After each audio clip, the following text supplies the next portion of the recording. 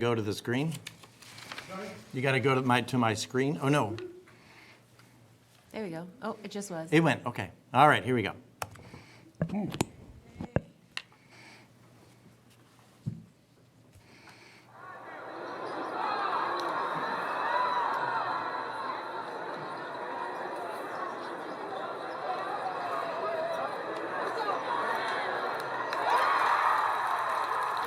Never gets old. Never gets old.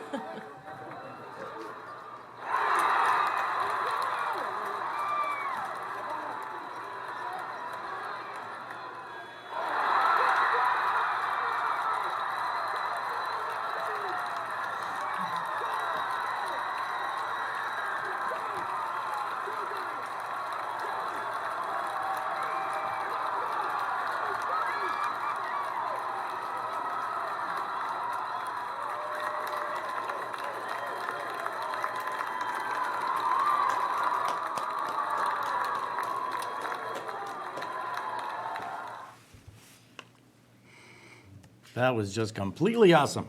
So we'll talk more about that later, right? Yes, we will. All right. Call to order now, Pledge of Allegiance. And Dave, can you lead us in the Pledge of Allegiance? And the flag is back here for anyone who hasn't seen it in a long time.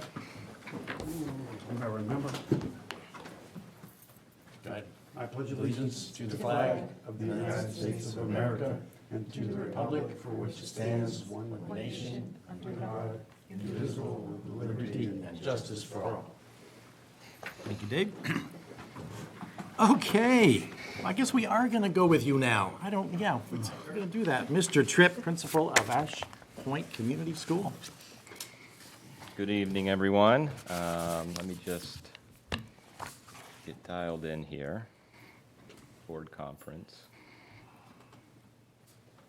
And I need the AirPlay code. Oh, 3246. Oh, there it is, right there. Sorry, so many screens around. It's been a while. I know.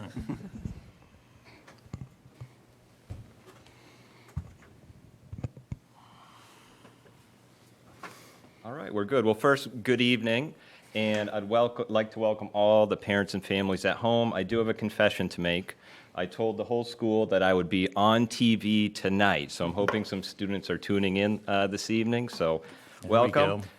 So I signed up for this presentation several months ago, and then, you go through several stages of presenting. Number one, oh, it's a ways away. I don't have to worry about it. And then number two, as it gets closer, what are we going to do? So you struggle with that for a little bit, and then you come up with too much. And then after that, you take a little bit back. And so I'll go over some of the things we'll be talking about tonight. We're going to have some fun. You are going to be doing some math. I just wanted to let you know ahead of time. Oh, God. It's going to be a good time. So topics of presentation, we have our new math program that we're implementing this year, iReady Classroom. What is it? What does it look like? And we're also going to look at some data. And the next section is with something I pared down a fair amount, a few keywords and one acronym we use in education. Certainly we love acronyms in education. We have a lot. The keywords: restorative practices, SEL, social emotional learning, climate culture, mission vision. So easy breezy, 15, 20 minutes or so. We'll get through it. We'll have some fun. So iReady Classroom, what is it? iReady Classroom Mathematics is a discourse-driven blended mathematics curriculum that enables all students to become independent mathematical thinkers and reasoners. Any questions? That's just kidding. We'll talk more about it. The big word, the most important word out of this whole paragraph, all of them are important, but I want to highlight discourse, because that is a key to what we are doing with teaching and learning right now.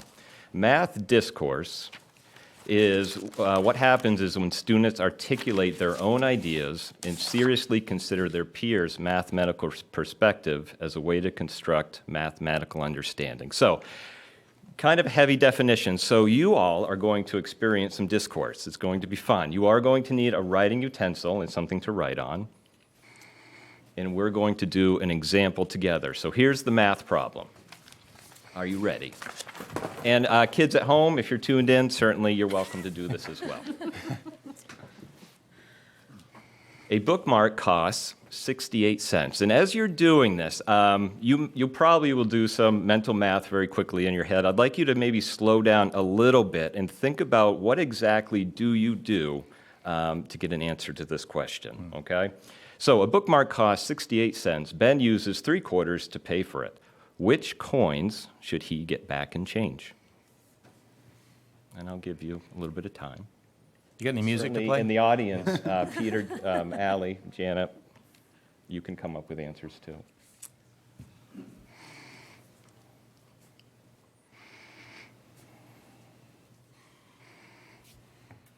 All right. So who would like to share what they did and what their answer is? Maria, There's two answers, okay? either 8 pennies or a nickel and 3 pennies. All right. So how did you get there? Because you told me what it costs and what coins you were going to use to pay for it. Okay. And what orders of operation did you use? Addition, subtraction, count up, count back, I subtracted. subtracted, so from Oh, 75. and my other assumption is that we knew what the value of the quarters was. Oh, so lots of Have to know what math. the value of the Yeah. quarters. Anybody else? I got a slightly different answer, 2 pennies and a nickel or 7 pennies. Oh, right, I'm sorry, 7 pennies. Yep. Yep. And how'd you get there, Brad? Also the same way, I assumed that it would be 3/4 would be 75 cents, and then I subtracted 68 cents from 75 and got 7. Okay.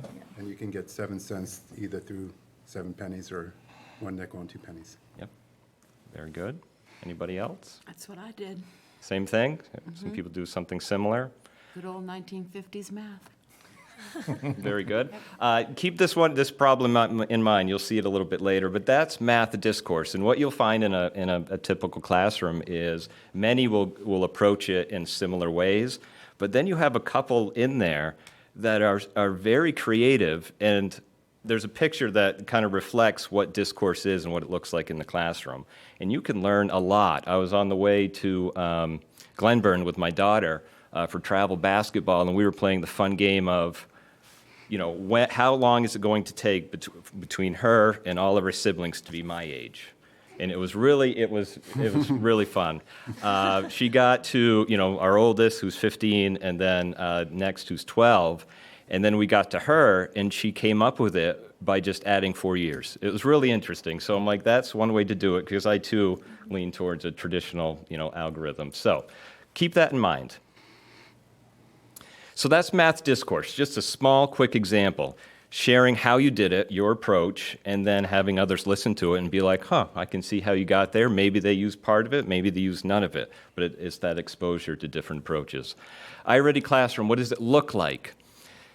You'll see what we think of as traditional instruction. Students looking up at the whiteboard, the teacher going over some things.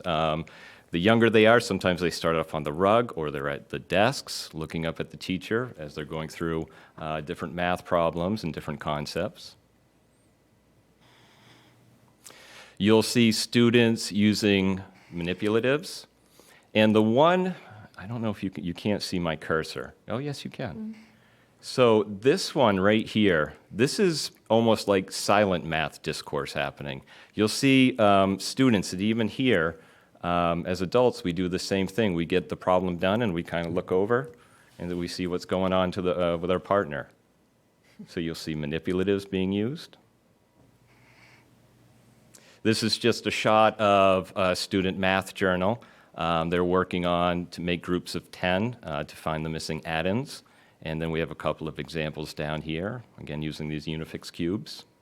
You see students using pencils, crayons, colored pencils, whatever it is they're drawn to, whatever works for them. You'll see students on iPads working on working on concepts of where they're currently at. You'll see students working together but separately at the same time, like in the picture on the far right. You'll see students sitting where the teacher, we might think often would sit at a kidney table. That's usually the teacher spot. You'll see students sitting on windowsills. And so the flexibility of when they're working both in small group and independently, there's a lot of it. It's wherever the student is comfortable, wherever they're finding good ways to talk with a friend as they work through this math. And then we're back. The problem that you all did came from a second grade math problem. And if you're looking at this, the picture on the right, you'll see this is a 6. It took me a long time. I was looking at that like 75 minus 8. Like, I don't know where that came from. But that's 75 minus 68. So they did start with their traditional subtraction problem.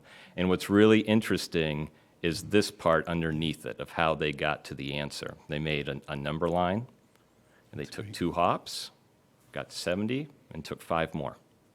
And then they wrote it down here, 5 plus 2 equals 7. Pretty interesting. The one thing you could have said, 7 pennies would have been fine. Here in the math journal, they were given the pictures of the coin, so that was not an option. That would have been my answer because I have lots of pennies, and it'd be nice to get rid of some of them. You see students also working at their desks, in pods, and some, on their own or working with a friend. So really, really interesting to look through how students are solving problems. And certainly our job as educators is to have them do many different problems in a variety of ways. They will find the one that works for them, and then step 2 is finding ways to become more efficient in doing that, a lot like what you all did. Let's look at some data. So this was our fall diagnostic in September of 2021. And you will see the slashed green here is mid or above grade level. We had 6% in that band. We had 11% in early on grade level. And then we had a really big yellow band here, which I'll talk about in another few minutes a little bit more. So that's considered one grade level below, according to the diagnostic. And then we have 2 grade levels below, 7%, and then 3 or more grade levels below at 8%. It also breaks it down by domain, numbers, operations, algebra and algebraic thinking, measure and data, and geometry. So, without delving too far into the numbers, you can just see it presents a really nice graph, visually of where our students are currently at. So this next slide, now keep an eye on the table on the top. So this next slide is from... Sorry, when is this slide from? September, past September. Okay, thank you. Yep. Winter diagnostic done in January, so just a few months later, and already you're seeing more green. I had a question. Sure. What tool did you use to make the determination of where the students are in terms of their comprehension and That is, performance? sure. That's all done right through the iDiagnostic. They take this on the iPad, and it calculates everything for us. And certainly, we can go further into the data as far as where students were getting tripped up, what areas of strength they have. I just gave giving an overall view of the school. And this is the fall and winter in comparison. So that kind of really illustrates the progress that all these students made from fall to winter in just a few short months. Pretty impressive. Oops. Oh. Oh, sorry, that's like... Well, hi, everybody. Sorry, that just caught me off guard. I was looking at a table, and then I was on TV. Okay. Hello, students. That's funny. So we still have, even in winter, a large band of yellow that says 1 grade level or below. What we are looking a little more into, this is our first year with iReady, is, for example, in first grade, they spent a lot of time on measurement and data. They're getting more into geometry as we progress through the year. So we're wondering if some of this yellow is because of that. Students just we haven't gotten there yet. And so we also have to understand that we're picking up this program from K to 5, and no grade levels have had it yet. Each grade level builds on the next. And so we're keeping an eye on that, but just looking at the data, that's very encouraging in just a few months. Can I ask a question? Of course. So is this your entire student population? Correct. Okay, so this isn't broken down by grade for what we're being shown here? Correct. Okay, do you have a breakdown of that? I don't have it with me today. I did. It did get a little cumbersome as far as putting it on a slide Yeah. to show. Okay, I've I worked did with have that that already. initially, but I did cut that out. Okay. But we can dive really deep into this data to really see Yeah. where individual students are working. Good question. Good question. And I'll just bounce over here. This is the comparison fall to winter by domain. And again, we see all of the domains we're progressing. And again, in each grade level, we're also looking at the timing of it. When are they doing these certain domains and how is it broken up throughout the year? So we're really, we are excited on what's going to happen in the spring. So very cool. Any questions on, because we are going to transition to something different after math. Any questions on any of that? All right. And teachers are doing a great job. Kids are working hard. Parents and families are supporting the school and their students. And again, this is throughout the district, right? Correct. Just to know that, what they're doing at Ash Point is what they're doing in all of our elementary schools. But this is just Ash Point. This is just Ash Point. Yeah. Now, do you have the similar numbers as, say, 2019? As far as student population, Yeah, as far as how the student population was doing at that time? well, I'm sure we do have data to indicate that. I do know our student population compared to 2019 is down a little bit as far as numbers. And one thing to consider, this does not include pre-K. We're waiting for curriculums to include pre-K into the No, bundle. They have not yet. I was curious as to, the 2019 would be pre-COVID. Right. Right, and I was curious as to where we are at now versus previous to all the hassles. I don't think they had. They didn't have you didn't this iReady. program, right? No, but they would have had similar numbers for a similar program. Right. We do have that data. I don't have it with me today, but I will say pre-COVID, I hope we're entering maybe post-COVID in some ways.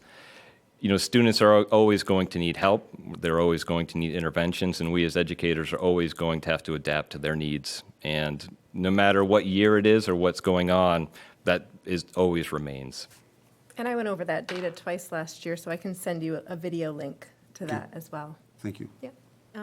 One last thing, how Sure. are the teachers liking this program? They are liking it. Overall, there's like any program, there's things, it's different. And so there's things that, they're wishing were included. There's like the eye diagnostic, for example. Some of the language within how the assessment delivers the questions felt different than how they were presenting it during class. But overall, it has gotten positive reviews.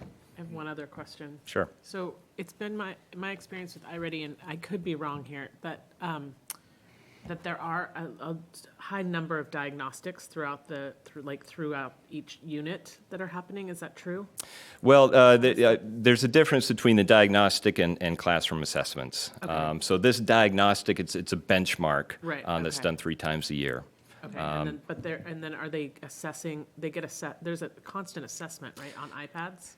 There's a variety of assessments through the iPads, also through student journals, formative, summative. Right, okay. Teachers are using data to figure out where students are. What's great about the data we get from iReady is it does label things like prerequisites. What are students going to need for this lesson to be successful? Okay. Which has been really helpful.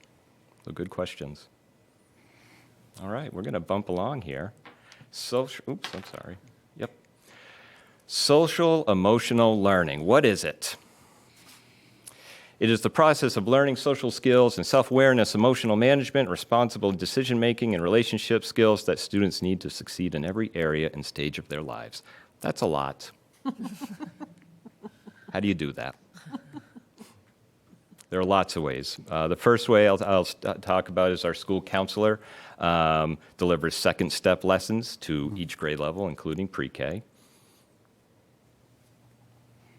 Restorative practices, and we're going to spend a little bit of time on this. So for me, restorative practices, what's it all about? Relationships, trust, empathy, accountability. Those are, in my mind, the 4 pillars of restorative practices. And here comes an example. And Stephanie and John, I did tell you were going to be part of this presentation. So I think the best way to illustrate, what restorative practices is to do a little compare and contrast. So we have a situation. Stephanie is sent to the office for pushing John down in line at recess. It happens. Principal says, Stephanie, did you push John down? Yes. She was honest. Why'd you do that? It was an accident. if we have time at the end, we hear that a lot. And I've got some thoughts about why students say that so much. It's interesting. So if we have time at the end, I'd love to talk about it a little bit more, but we'll keep going. So principal says, well, you can't push people down outside. It's not safe. You'll have to spend the next recess in the office. In this exchange, were any of the following addressed? Relationships, trust, empathy, accountability? Maybe a little bit. Oftentimes we use accountability and consequences interchangeably.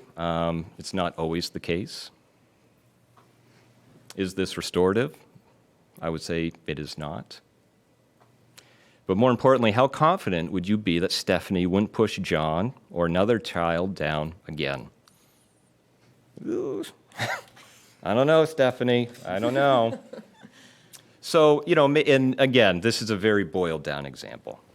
But let's look at this a different way. So, Stephanie says it was an accident. We're kind of rewinding time a little bit. Principal asked, I heard this happened in line. Which line was it? Foursquare. Okay, we're learning a little bit more. Okay, what happened during Foursquare? The principal asks. John said, ha ha, when I got out. Principal to Stephanie, how are you feeling? Stephanie, angry. Principal says, I can see why that would make you angry. So then you push John down. Yes. Principal, did pushing John down make things better or worse? Worse. Principal, let's talk about some different things we can do when we get angry. Okay? As I was just doing this pretend example, which does happen, this is boiled down, believe it or not. I was thinking, whoa, what if they said this and we could do this and what happens? And I was like, no, keep it focused. Keep it focused. Because no situation is this simple. There are a lot of layers to it. But here's basically what I would probably do. John, Steffi, and I would get together. During this time, we'd talk about the other person's perspective, Like, John, how would you feel if you got out at Foursquare and Stephanie said ha-ha and stuck her tongue out at you? Both students have the opportunity to speak, and I might ask, what do we do now? And this is really interesting. Typically, both kids apologize. It's not me saying, hey, what should you say to Stephanie, and what should you, say to John? Both kids apologize. And we talk about the importance of sorry. Saying sorry to somebody, part of our responsibility is to make them feel that. And if tomorrow comes along and then Stephanie does the same thing, pushes John down, what did that sorry mean? Probably not much. So we talk about that. Next day, all right, so that's day one. Day two, John and Stephanie are having lunch. I'd probably ask them to come see me after lunch. And here's another interesting fact. 99.9% of the time, if I ask a student to come see me after they're done eating, they always come. I don't have to go get them. They pop right in, maybe 9 out of 10 times. We'd review what we talked about yesterday, make sure John and Stephanie are okay with each other. Sometimes there are some hard feelings, right? Remind John about the importance of sportsmanship. It's important, John. All right, I'm watching you too. And then I'd probably send John outside. Steffi and I might chat a little bit longer. Review the alternatives for when we get angry, make a plan for recess. That plan could be, you know what, Stephanie, I trust that you're going to be safe. Do you want to play Foursquare? Yep, all right. Or it might be, do you want to take a break? Yeah, I think I should. So again, it's not me telling the student what to do, it's us trying to figure out what would be the best thing moving forward. In this exchange, were any of the following addressed? Relationships, between me and the students, student to student, trust, empathy, accountability. Stephanie still missed part of her recess, if not a good chunk of it. But students need that opportunity to get back out there. They do, in a responsible way. Are you more or less confident that Stephanie would not push John or another student compared to our previous example? I would be. And this is important too. Do we think Stephanie might make a different choice the next time she gets angry? I'd like to think yes.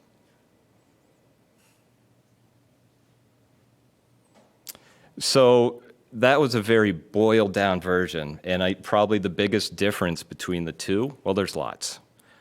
But the second little process we went through takes an incredible amount of time. But it's totally worth it. And some might say, well, it's just a little thing, little push. True, but it's the little things that add up.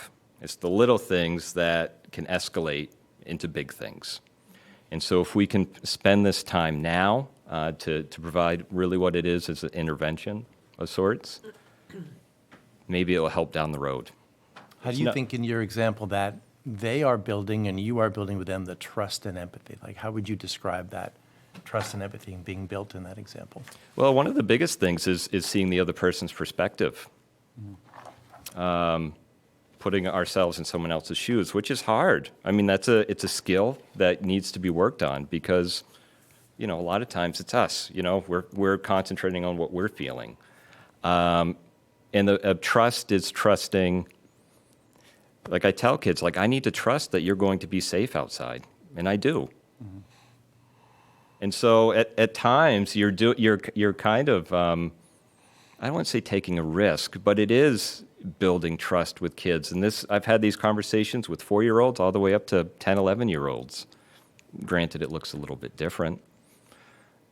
They could be building trust with each other. Like, if you get mad, you're not going to push me down. You're going to do something else, and I will do the same thing if I get mad, kind of. True, it's about being safe, too. One thing I think we all as people have in common, we all know what it's like to have our feelings hurt. We all know what that's like, and really talking about that and finding ways to work through your anger, because we all feel the same emotions as well. So it is a long process. It takes time. This might not, things with Stephanie and John might be good for a couple of days, and then guess what? Something else might happen. That, it's not linear. It bounces back and forth. Carol. Yeah, I have a question about the concept of sorry. What do you say to kids about that? Because it's really easy to throw out sorry. It sure is. Yeah. So as I mentioned, we talk about the meaning of sorry. And let's say tomorrow didn't go so well, and Stephanie pushed John down again. John didn't do anything. We talk about what that sorry meant, and then we talk about the trust. Can John trust that you were really apologizing and meant it? I mean, to feel that you felt bad about pushing him down and him getting hurt. And so it's not easy. It's hard. Some of these things are big things. You're talking with, small people, right? And so it's a skill. But I will say kids are very attuned to feelings. Sometimes they have a hard time putting names to it, more than just like anger, sad, happy, and putting, some depth to that and what it means. How our actions have ramifications, how people perceive us, our reputation, things like that. And so I wish there was a quick answer, Carol. I just wondered if you, at some point in time, helped them to define what that meant in terms of their actions, or where they've heard people say they were sorry and saw that they didn't really mean it. Do you? We do. A lot of times that comes through if a similar thing happens the next day or the day after, and it's walking it back. This is what we talked about. This is what you did. And then we look at that other person's perspective. If the shoe was on the other foot, would you think they were sorry about what they're doing? But you're right. It's a little muddy, I guess, because you're talking about very deep feelings. It's a big concept. But the thing is, if you're doing this, I'm sorry, just one more thing. You're doing this like pre-K to 5. That's right. It just builds in there, Yep. over and over and over again. Sorry, Maria. That's okay. Using your example, at what point do you engage Stephanie's parents if she's now pushed John down 3 times and she hasn't truly been sorry? That's the next one. Yep, that's our next portion, is students and parents, because you're right. This isn't just me and students. This isn't just student to student. So if I haven't answered it, then we can come back, okay? Can I ask a quick question? Oh, sure. One of the things you said about this is that it takes a lot of time. Yep. And so I'm curious, social emotional learning is a multi-layered process, and for teachers and for students. So teachers have to also be able to practice social emotional guidance and restorative practices to implement this. How do you experience, or how do your teachers and staff experience being able to implement restorative practices in the moment when, like, I'm in the classroom doing iReady and I'm also having to be engaging in social emotional learning? What do you find is happening? So we have had in the past, we've had students, teacher and myself get together, and it can't always be in the moment. I'm fortunate in the sense of my time can be a little bit more flexible, like I can pull groups of students. And so, having teachers a part of that conversation is really important, and ed techs as well. A lot of the stuff, behavioral stuff happens at recess, the most unstructured time of the day. I will say teachers are also very adept at, pulling a student aside and really talking to them, what's going on? I notice you're really distracted, and you're distracting the learning of others, what's going on? And so I guess sometimes it can be in the moment. Sometimes it can. It is situational dependent. It really is. So students and parents, we can't do what we do without parents. They're a huge part of this. And again, part of what takes so much time is calling parents, talking to parents, filling them in, and they've been great. And again, it's the little things. I would rather talk to a parent 20 times about these little things than talk to them one time about something big. Because what's the natural question going to be? Why haven't you talked to me? Why haven't you told me about this? And so we do outreach, and a lot of times that's me, or it's also the teacher, either reaching out through Class Dojo, through email, through phone calls when they can. But parents are a huge part of this. I have this hanging in my office. I did take out the name, but I did check with this student, making sure it was okay that I used this. This student is now in 4th grade, and him and I were talking, looking at this, and I'm like, did you make this when you were in kindergarten or 1st grade? And we both settled on 1st grade. And he developed, with his parents, the steps to calm down. Count to 5, take a belly breath, tell a teacher, walk away, talk it out. And I don't know how many times I have used this when talking with students, and them knowing that another student developed these steps is really impactful. And again, it doesn't, we don't go over this and then say, all right, good luck out there. It's a process. But this is the type of stuff, and I had a hard time capturing this portion as far as the presentation goes. Parents have my cell phone. They, certainly have the school number. They have my email. And we talk a lot. And again, it's not always about big stuff. It's about little things too. Like, this is what we're noticing. This is what happened at school. And parents are always wanting to support. They're wanting to see their child be successful.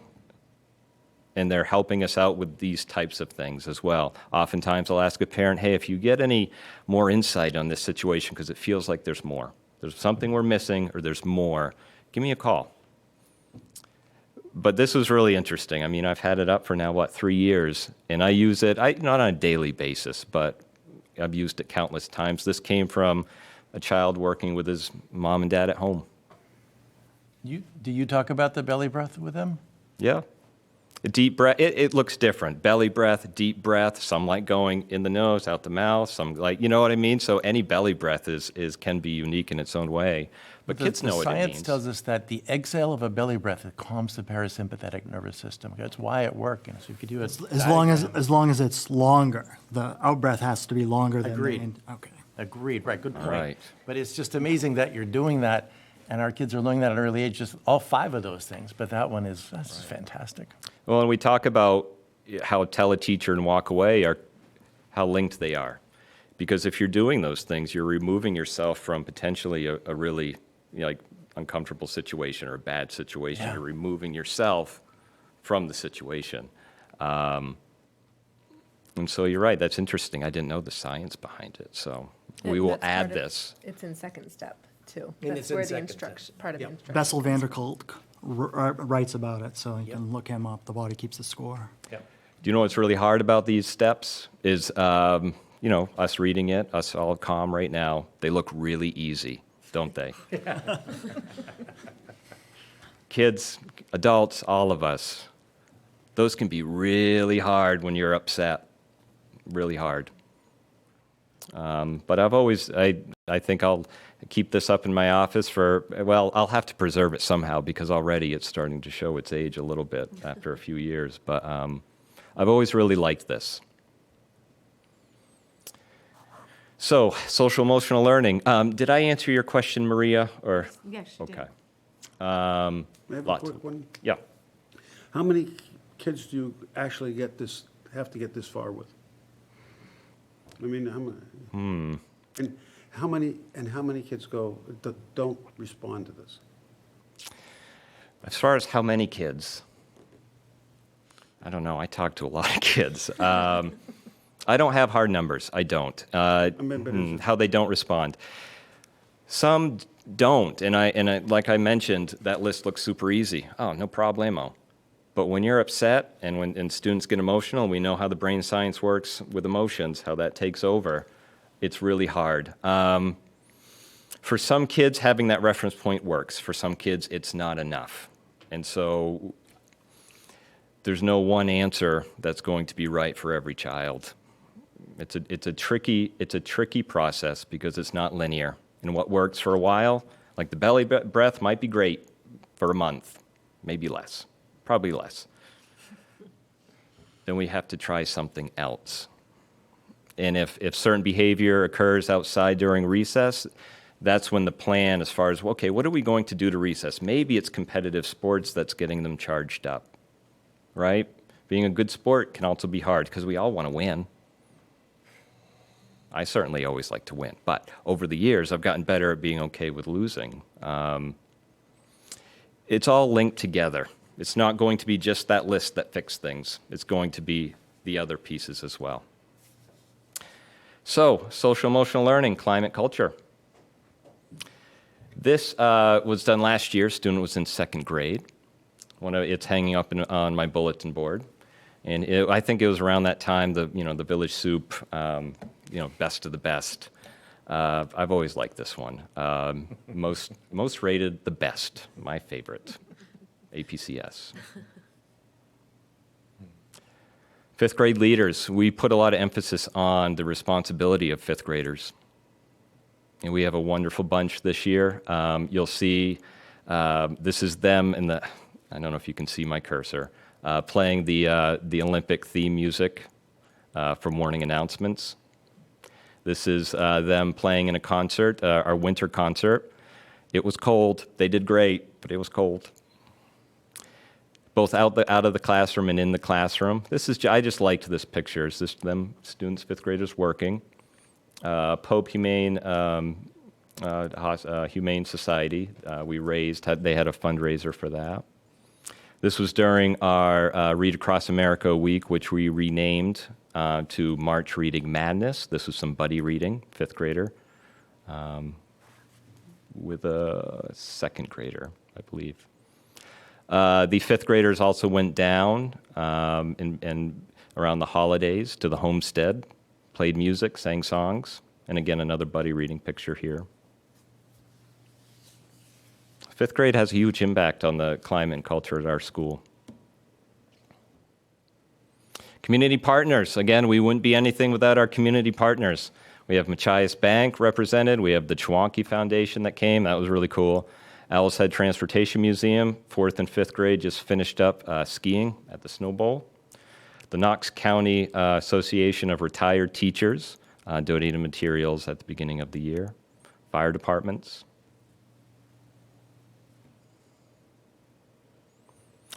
Learning and being together. We had the first grade flannel group, and this kind of just happened coincidentally. It was really funny. In the middle, we have pre-K. That was the 100th day of school. We have one of our fifth grade teachers, Wendy Jakes, This was a book sampling. She set up her room as if it were, a dining room or a restaurant of sorts, and kids looked at different genres of books. It was really cool. Students working on bottom left, this is around Valentine's Day. They were doing a kindness project. We have some young entrepreneurs that did some projects starting their own business. It was Mallory's something muffins. Cute picture. We have kids, this is a science lesson. They're working on ramps. And certainly in the library where they're listening to a book read by our librarian, Mrs. O'Hara. This cracks me up every year. And it's every year. When there's snow on the ground, the first thing the kids want to do is clear it. They'll work out there forever if they could. But it's an incredible thing. I think part of that is, kids just like us. There's a certain way things have to be and have to look. The backup sound when they go in reverse? Not yet. It's all shovel. So but Yeah, I do. they probably do. That just stood out to me every year. Oftentimes the snow can be too much, but that's pretty cool. School spirit, that's social emotional learning, and we have a lot of it. This year we started our own merchandise line, which we kind of just went into it thinking this would kind of be fun. We, with the help of our parent group, who is incredible, supports everything that we do. Anything that the teachers need or anything that the school needs or the kids, they are right there. We couldn't do it without them either. So every student and staff member in the school got a T-shirt. And then as we went along, we opened it up to having a hat, sweatshirt, sweatpants, long sleeve tees, different T-shirts. So every now and again, we'll have a Hootie Day. Hootie, there's Hootie right there. That is our mascot. He's the Ash Point Owl. It's awesome. Does he come with the blowfish? Does not, although that would be fun. That's a reference that not everyone would get, but those that do, Just dated myself. Certain generation. totally worth it. That's how we roll over here. That's just one piece, but that has been so much fun. And you go around town, you'll see these things around. The hat is my personal favorite. And fun fact, Ilmi Carter, who many of you probably know, her daughter, Jenny, actually did the owl. I don't have a good shot of it right here, but the owl that you see, she did that a few years back. And now we're using it. This was special. This was pictures of the pep rally that we did for the Oceanside Lady Mariners last week. It was awesome. It was really special, and I thank the girls for coming and the coaches for making it happen, Troy, because we hope it was special for them, but all these kids out there, it was an incredible 20 minutes or so for them as well. We were in the gym, and for many of them, they never seen the gym without any lunch tables in there. We had kids going in going, wow. It was, I don't know how to articulate, but it was just incredibly, it was, magical. It was electric. It was a lot of fun. We had such a blast. The girls came out with music. They were shooting layups, and then our band had a part in it.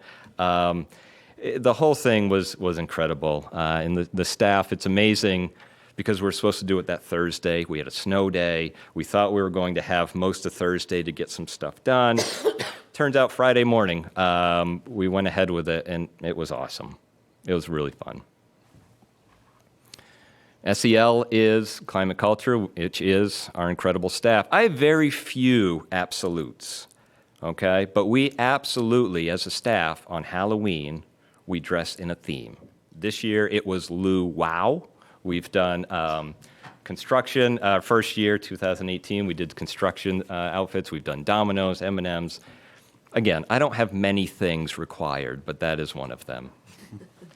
And then we have some pictures of our staff. The top right, I put in there, that's a few years back. That was 2018, as we were going into the building. And I'll never forget it. It was an electric time as well. And to get in the building, we all had to wear hard hats. So we had teachers in there trying to get their rooms squared away. School was about to start, and we're all wearing hard hats, just doing our best. Our gymnasium wasn't done. The cafeteria wasn't done. You know, there's pavement to do that wasn't seated. There was lots of stuff, but it didn't matter. It really is an incredible group. You have Mr. Teal, bottom right. You know, I get to school around 7:30 or so after I drop off our oldest to high school, and he has already been out there for hours, snow blowing, clearing the ice from the sidewalks, incredibly hard worker. And in the middle here, you'll see a cone and a bunch of people in vests. They are very important. They are the safety patrol of Ash Point Community School. And on this day, it was -5. And as a group, we're out there helping students load as part of our dismissal process. And so again, I can't say enough about the staff. They really make it a special place, a big part of it. Mrs. Dean, I had to give a shout out to Mrs. Dean, Ed Tech at Ash Point Community School. She does these bulletin boards, and this is just one of them. Obviously, it was just finished. She takes turns with grade levels. And so anywhere from pre-K, again, 4 years old, all the way up to 11 years old, are working on these bulletin boards, which always have a really fun theme. But that's social emotional learning. That's climate and culture. That helps make our school what it is. APCS mission vision. We were so busy getting into the building, we didn't have a whole lot of time to do sentences, build a thoughtful, well-crafted mission vision. And so we settled on this. This was done by a student when she was in pre-K. She's now in 2nd grade. And I'll never forget it. She came down to the office and said, "Here." And obviously the teacher wrote she did the picture, but the teacher wrote the words. She said, "I'm lucky because I get to go to school at Ash Point Community School." And if you kind of peel the onion on a sentence like that, does that student feel safe, comfortable? Does she enjoy where she's at for 6.5 hours a day? This is what we want for all students. My mission, vision. I don't know if this is the right word for it, but I wanted to share a couple of things. This was given to me last year. The student was in kindergarten. And as you can see, it's definitely during COVID times. These are masks. I can't zoom in. It says, "Mr. Tripp, dear Mr. Tripp, once I fell down and you helped me." That's what I see my role as at Ash Point Community School. This one was given this year, and I had an aunt, actually. I was outside during dismissal, and she said she wanted you to have this. And so I took it. I'm like, "Oh, that's wicked cute. Look at owl, look at the moon." Obviously, it's Hootie, we're the Ash Point Owls. And then the following morning, I was getting ready to put it up on the bulletin board, and I flipped it over. It says, "You are the best principal ever. You are so, so nice to me, and you are funny, and you are cool. I'll take all those things. You are the best ever, and happy Valentine's Day, Mr. Tripp." That's hard not to have it pull on the heartstrings a little bit. And students, if you're still tuned in, little things like this, they mean so much. And it's why we do what we do. I have a whole bulletin board of these things, and I keep everything that the kids give, all right? I can't display all of it because it would probably look a little cluttered. Just a couple of things, really special. So back to the original question, SEL, what is it? In short, it's everything. Pick any triangle in education, whether we're talking about Maslow, Bloom's, whatever it might be. If we're not taking care of the base, if we're not doing this well, then we can't do this. It's everything. It's the heart of our school, which involves an incredible staff, a community, students. That's it. Any questions on any of that? Bravo. That was awesome. Well done. Thank you. That was my pleasure. I have a quick comment. Sure. I'm noticing a real wonderful common denominator among all of the areas that you covered, which is student agency. And noticed it both in terms of where students are able to learn, in terms of flexible space, in terms of problem solving, in terms of the way they come up with their own SEL solutions to problems. And I just want to applaud you and your staff for the flexibility that you're giving the students, for the agency that you're giving them, and for, I feel like the students have ownership over their own curriculum, which I think is really important. And I know it takes a lot more work to do that. And I just want to thank you on behalf of, the district, all the outstanding work that you and your staff are doing in that way. It's our pleasure. And those kids, they're worth it. All of it's worth it. It really is. Thank you. So I wanted to thank Ben for coming here tonight, and I also wanted to just tell the board not to be fooled, because I happen to have a drawing from one of the students at Ash Point. And the question is, what do principals do? And I wish I had the drawing here to show you, but the answer is, he reads the announcements and then he eats a donut. That's about right. Yeah, that's 100% One of my favorite accurate. drawings, I treasure the thing. Yeah. That's a keeper right there, John. That's a keeper. Well, you also say ha-ha when Stephanie gets out at That's Foursquare, so. once. Can I Thank you, Ben. Can I ask a couple questions on? How long have you been the principal? This is year 7 for me. So have Really? you been implementing this the whole time you've been there? I'm sorry, I didn't catch You've been the doing the social emotional learning the whole time you've been? whole time. Yes, it's kind of it's something you do improve at, the line of questioning. Yes. Have yeah. you any quantitative, any feel for how well it's working? Because I tend to like numbers, and that's not necessarily good for me, but it's the way my mind works. Right. I don't. I have lots of qualitative. My biggest, I guess what I would suggest, is here talking to parents, talking to kids. I don't know how to capture this in numbers as much as I do some of the images that we looked at. I mean, some of the numbers are how well are the students doing overall? That's Right. and that's an easy number to get. How many problem areas do you have, and are they increasing or decreasing? And that's not necessarily linear, depending on how good you are or anything. But the question is, what's your feel for that? Right.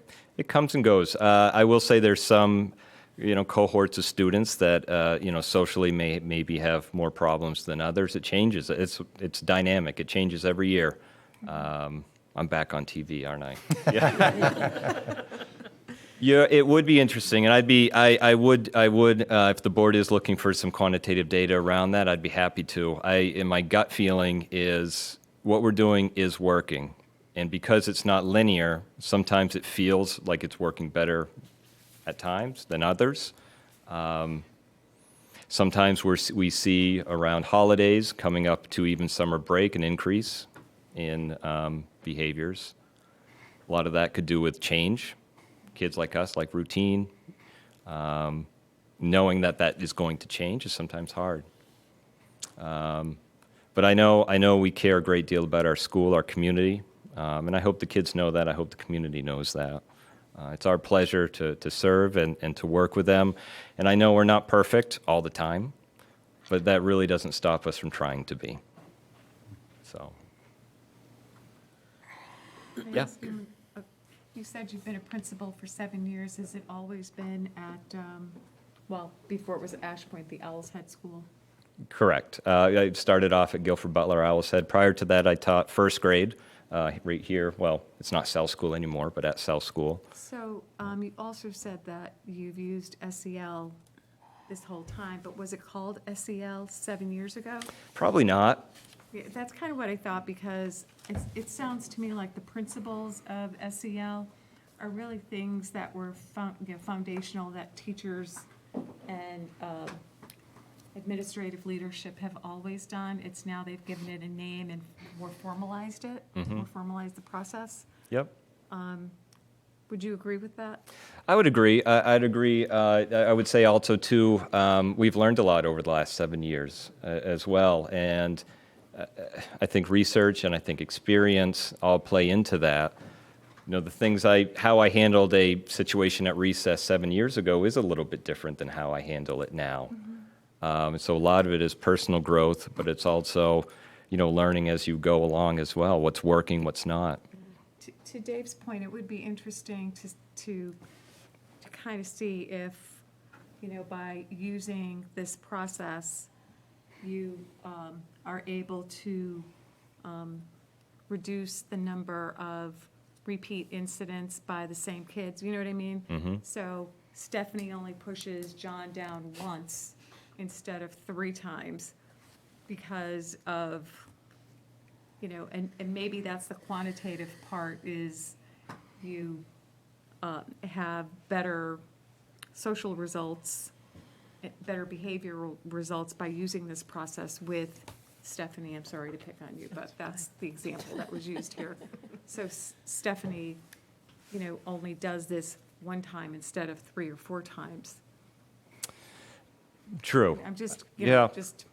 I will I'm kind say- of thinking out loud yeah. here, Ben. What I'm interested in is that, of course, but also Stephanie. You know, I didn't know you were going to be the highlight of.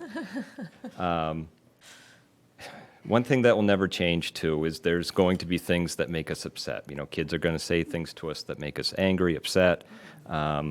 What I want to know is how is Stephanie going to be dealing with this situation when it happens again?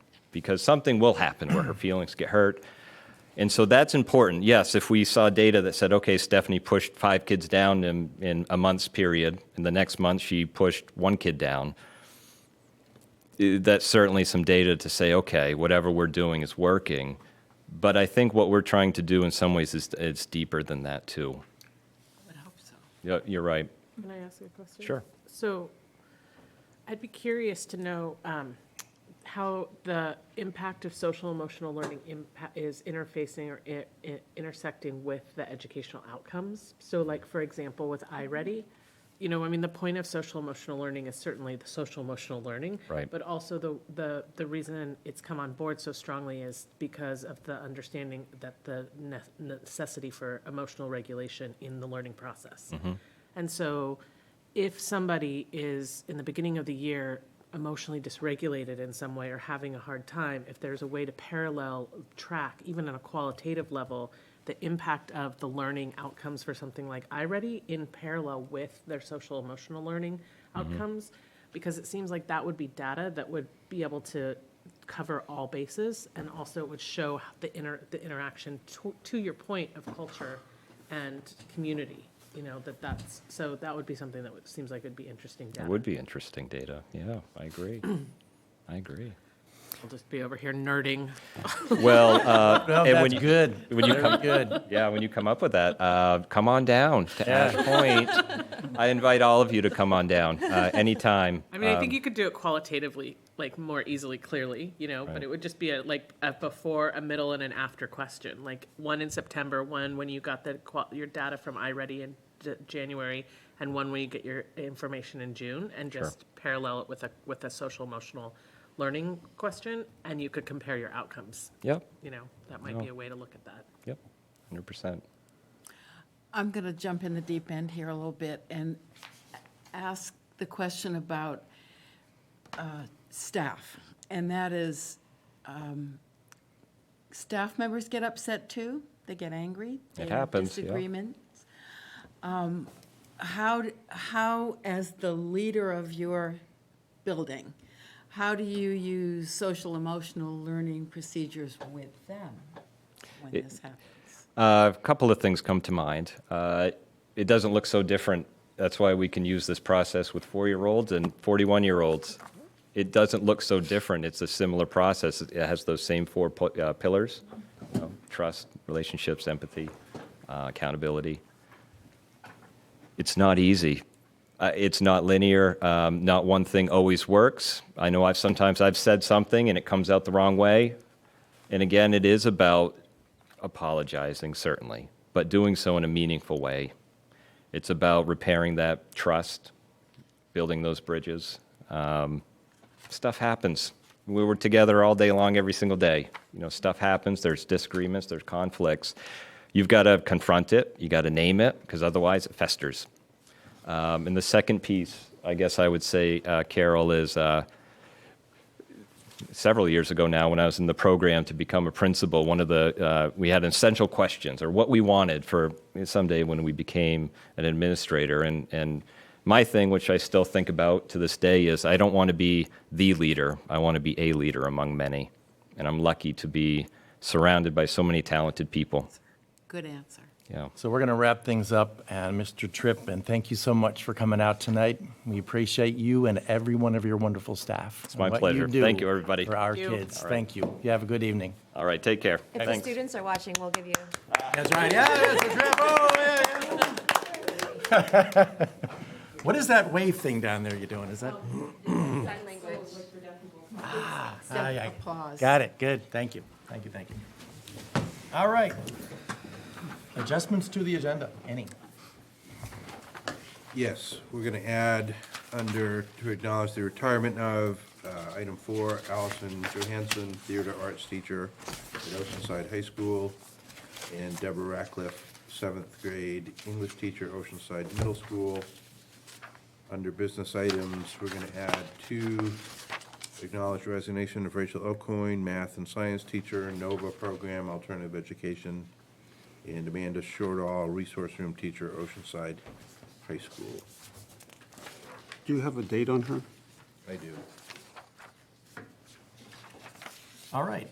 Are we all set there? One more, to acknowledge the appointment of, under B, acknowledge the appointment of Christina Morrow, upper elementary science at South School. Okay. Thank you very much. Any public participation? Don't see any. We did get one comment, which I'd like to. Yes. I'll just That'd paraphrase be the great. comment, and the Yep. comment came in about offering universal pre-K in the district. And the question was, are we thinking moving toward offering universal pre-K? And I think, I'm certain the board knows the answer to this, but the answer is, we brought in pre-K way back in 2015, 16, and we've been working on trying to expand it ever since. Part of it has to do with the fact that we need larger facility for it, and the other part has to do with funding. But yeah. So if they were to do something in Congress this year to expand it, we would be able to take advantage of that well. Absolutely looking at that. Right. All right. Thank you. Can I ask a quick question? I know we had talked about Thomaston potentially being on the list. Is that something we're still thinking about short-term, or we're waiting for that funding? I would love to have a pre-K at Thomaston. I'd also love to have one at Cushing. So, yes. But they're not on the current plans. They're not until we figure out the funding for, we'd have to add on to both those facilities in kind of a major way to do it. Okay, thanks. Okay. Moving on to the consent agenda, number 6, approval of the minutes of the meeting of February 3rd, 2022. If there are no objections, the minutes will be approved. I have one clarification. Just forgive me. I was looking at the wrong page. The report of the chair, he showed a video on the science behind our first goal, caring relationships, which he said is the container and backdrop for everything our staff does with our kids. I'd like that to be noted that that's the chair's opinion. We haven't, as a board, reviewed the video to know whether it's our opinion or not. All right. All right. Thank you very much. B, to acknowledge the retirement of, and I'll read these all, and then we'll have one motion for all. Bonnie Nielsen, GT teacher, Ash Point Community School and Thomaston Grammar School, effective August 31, 2022. Suzanne Mackin, RTI teacher, Oceanside Middle School, effective August 31, 2022. William McClellan, 8th grade math teacher, Oceanside Middle School, effective August 31, 2022. Allison Johansson, theater arts teacher, Oceanside High School, effective August 31, 2022. And Deborah Ratcliffe, 7th grade English teacher, Oceanside Middle School, effective August 31, 2022. Is there a motion? So moved. Dave, is there a second? Carol? Any questions or comments? I just have one question. How many teachers have issued that they're going to retire? At this point? I don't have that number. I was just curious, do we have a number of them? We have the number, I don't have the number. Appreciate it. Sorry to bother you with it. All right.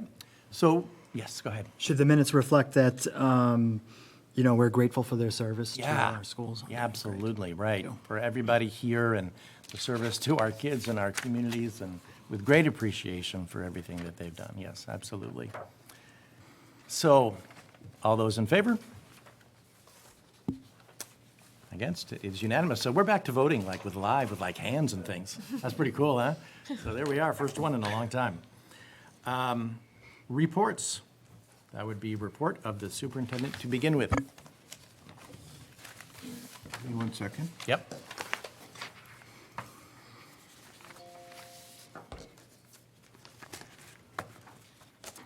Well, we're all in person without wearing masks, right? So And this those is plastic things. and no plastic dividers. Big thing.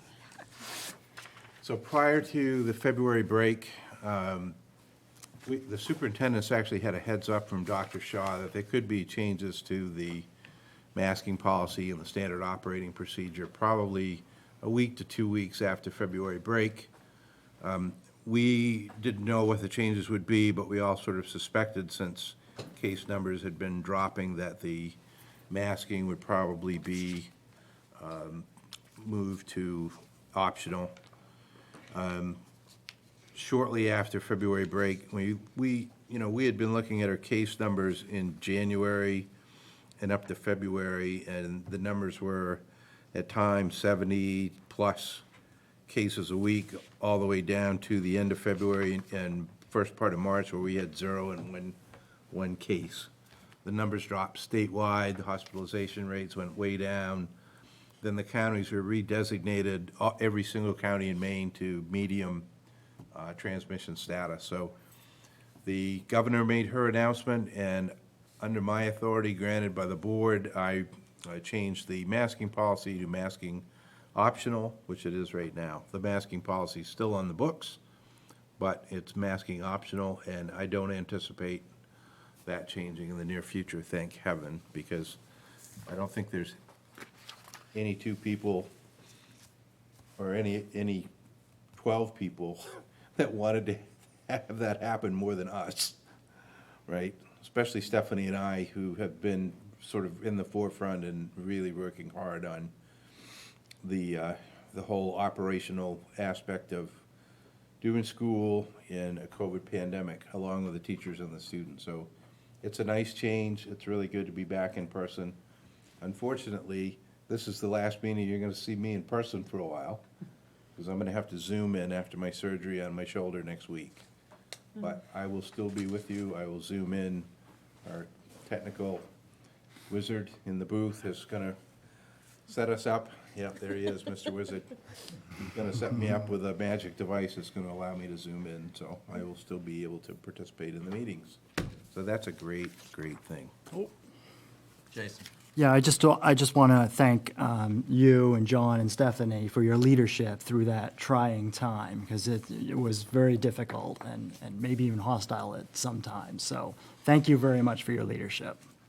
Well, it was a team effort, and we both of us have thanked the teachers and the staff and our administrators profusely for their help and cooperation. It's not just us, it's the whole team, and the board has been really supportive, and the parents have been really supportive. This area in particular has been awesome to work with. And when I hear from my fellow superintendents, it hasn't always been that way across the state. So I feel blessed to work in this school system where we do have such wonderful support. How about those Lady Mariners?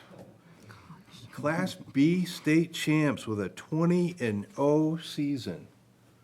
First gold ball in the history of Oceanside High School. That's exciting. I don't know how many of you watched that game. I know Lauren went. I know Mr. Tripp went. Anybody else go? Did I you go? watched it on You watched TV. it?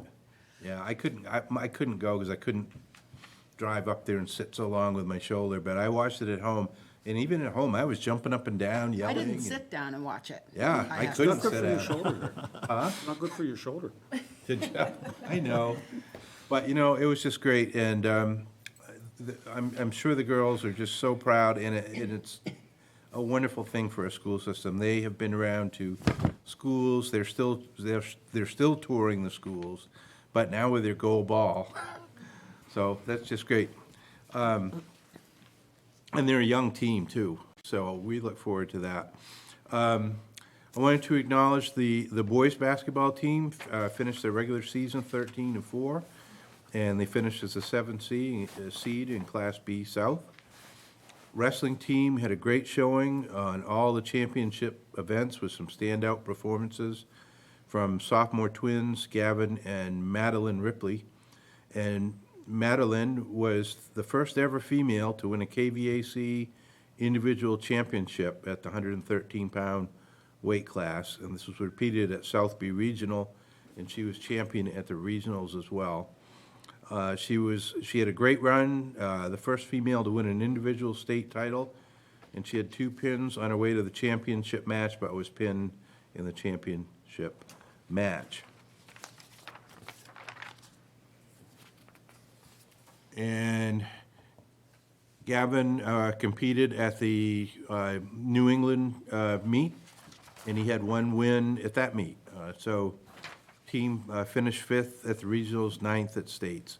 Indoor track, they had a great season working through the COVID restriction at the host colleges, Bowdoin, USM, and UMO.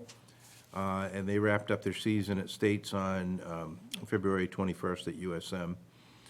And Cassidy Novica finished up as runner-up for the state championship in the 400 and finished 2nd in the 400. The sideline cheering team had a roster of 10 girls, improved throughout the season.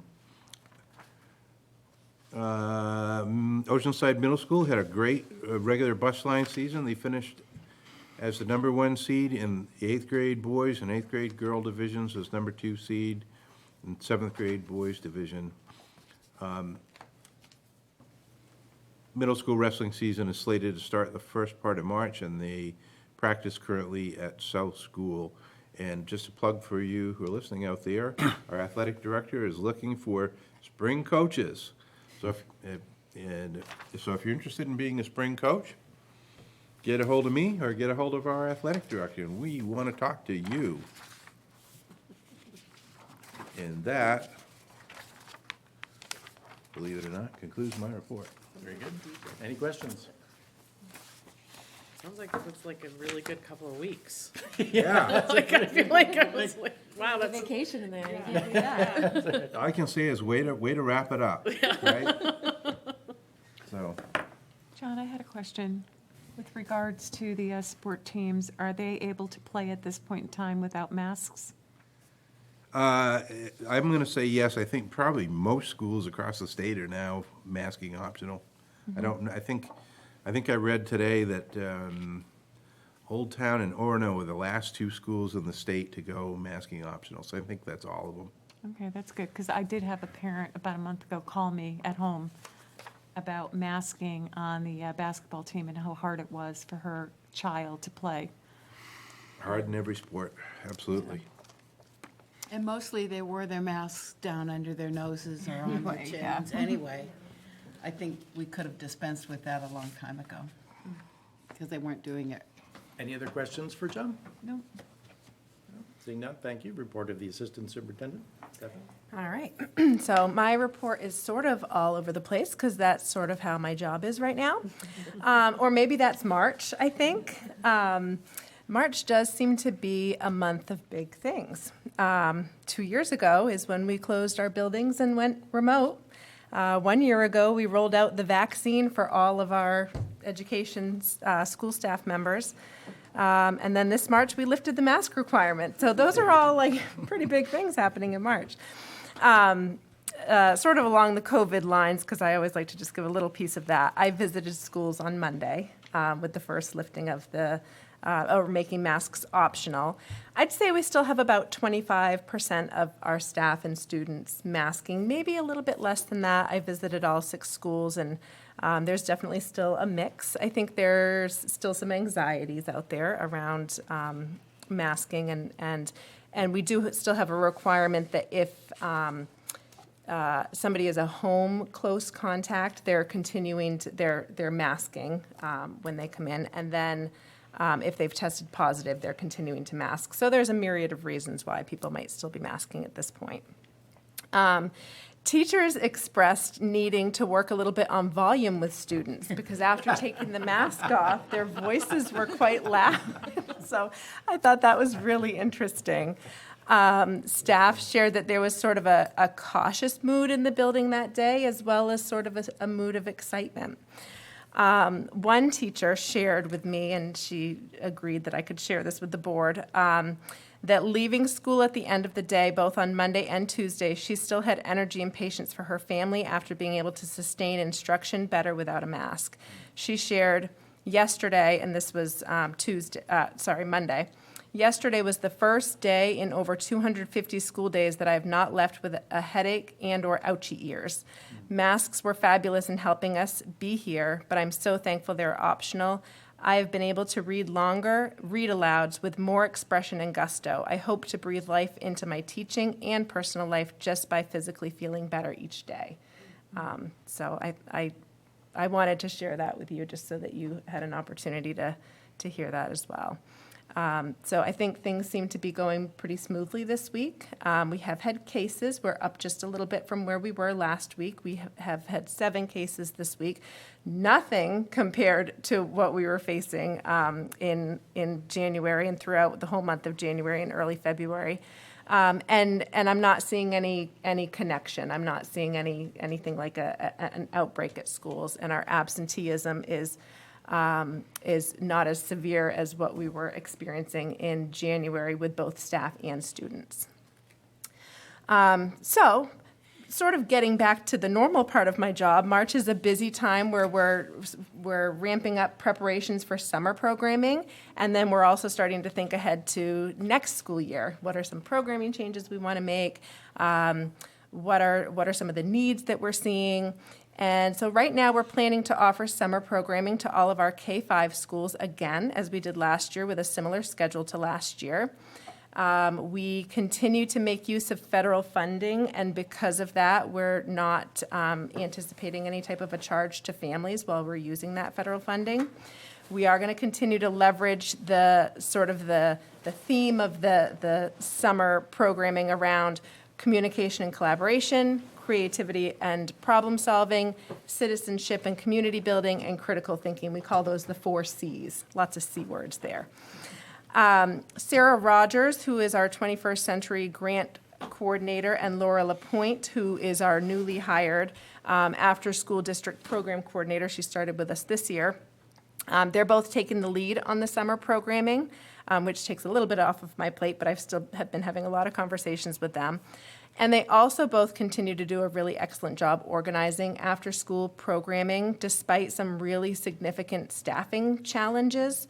And we've only been able to expand our K-5 after-school program to TGS, and we do have one Cushing student that takes the bus to TGS, so we offered any slots that we could to Cushing as well. So a little bit of after-school programming available for Cushing, but we really would like to extend and expand that programming for both Ash Point Community School and Cushing Community School. And I mean, speaking of creative problem solving, both Sarah and Laura are great creative problem solvers, and Laura's already trying to work on some ideas for this spring. She doesn't want to wait until, what can we do better next year and how can we get more staff? She just wants to make it work as quickly as we possibly can.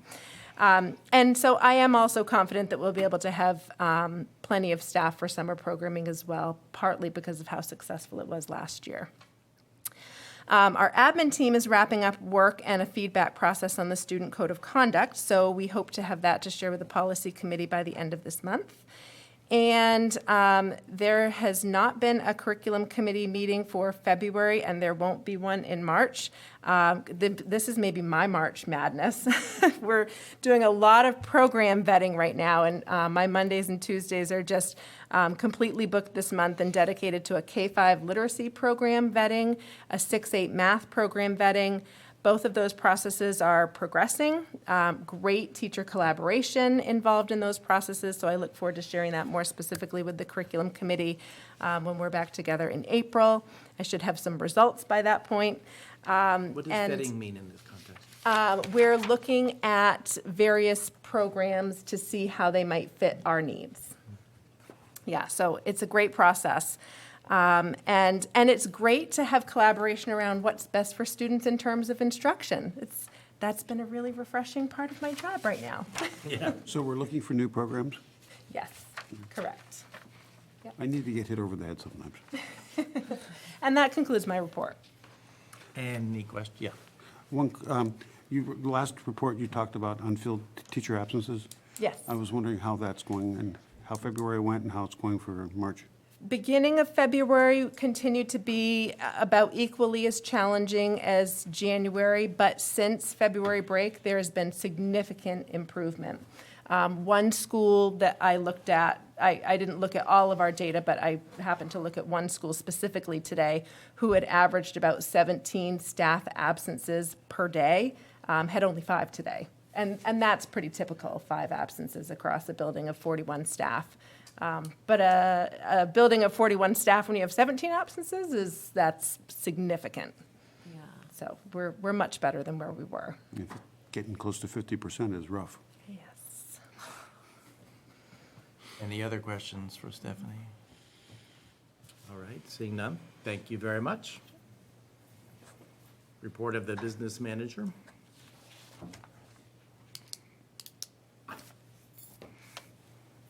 I'm Ali Young. Yes, you are. That's an amazing transition. I'm going to do something a little different tonight. It's going to be a quick report from me. Just a couple of updates. We are going through the schools, as most of you know, testing for lead. There's a new statute on the books from about a year ago, which requires us to test every single fixture in the school and test it for a extremely low level of lead. But it's important because I think, according to what I've read, over the course of a student's life, in school, 60% of the water comes from the school. So it's a substantial part. So it's important that we do this. So we got started on this right away, way before other schools. We got through the first 2 sets of tests quickly before the rush came, before it was actually mandated by the state for a certain date. We got our tests back for the first round, and for the second round on 3 schools. We're still waiting now because now they're backlogged for the second 3 schools. There's 2 tests. One is when you let your fixtures sit for about 18 hours and then run water and test it, and that really tests the fixture itself to see if anything has been settled. And the next test is when you run the water for 30 seconds and then test, and that kind of tests the pipes behind the fixture. A lot of our fixtures in our schools that are not used for drinking or for cooking had high levels on the sitting test, the 18-hour test. But when we flush them, we pretty much have very few, maybe 2 or 3 fixtures in those 3 schools that had higher levels of lead than is allowed. And in any case, no matter what level we have, we are looking to mitigate those and applying for some grants come April to help us do that. But we've also, even before COVID, we've had a great relationship with Maine Water, and we actually had them come in and test our public drinking water because we've always been testing our private drinking water at Cushing and at Guilford Butler. I'm not sure if Ash Point is one, but we've been testing all along those schools, and we went ahead and even beat the statute by years in testing our other schools. We also work with Maine Water, and they started helping us replace all of our water fountains with new water bottle fillers, and then we did the rest during COVID. So we've actually replaced a lot of our fixtures that the students use for the water. So you'll be, when the next round of tests come back, you'll probably see some news because it's all public information, and we'll let you know, we'll let everybody else know what the results were and what we're doing about it. The second thing I'm just going to report quickly on is that we're moving forward with the modulars. We've met with the architect and engineering firm. We are working closely on getting a pre-qualification meeting with potential contractors or modular suppliers. And the purpose of that meeting, hopefully by the end of next week or early the week after, is to kind of understand what we don't know. Because what we want to do is we want to create a plan from the architects that's ready to go, that we can then submit to the public for bidding to happen on that modular. So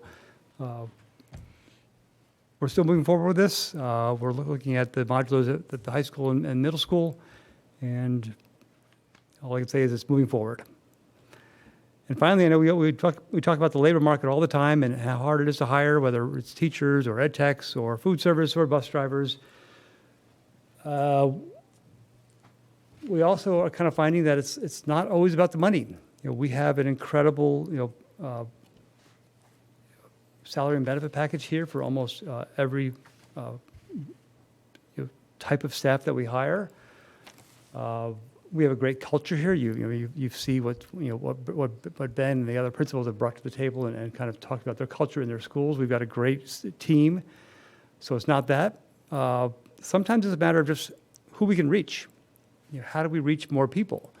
So Allie's been the new HR director, a new position that we kind of elevated and created a year and a half ago. And I'm just going to let her kind of introduce herself and let you know what she's been doing.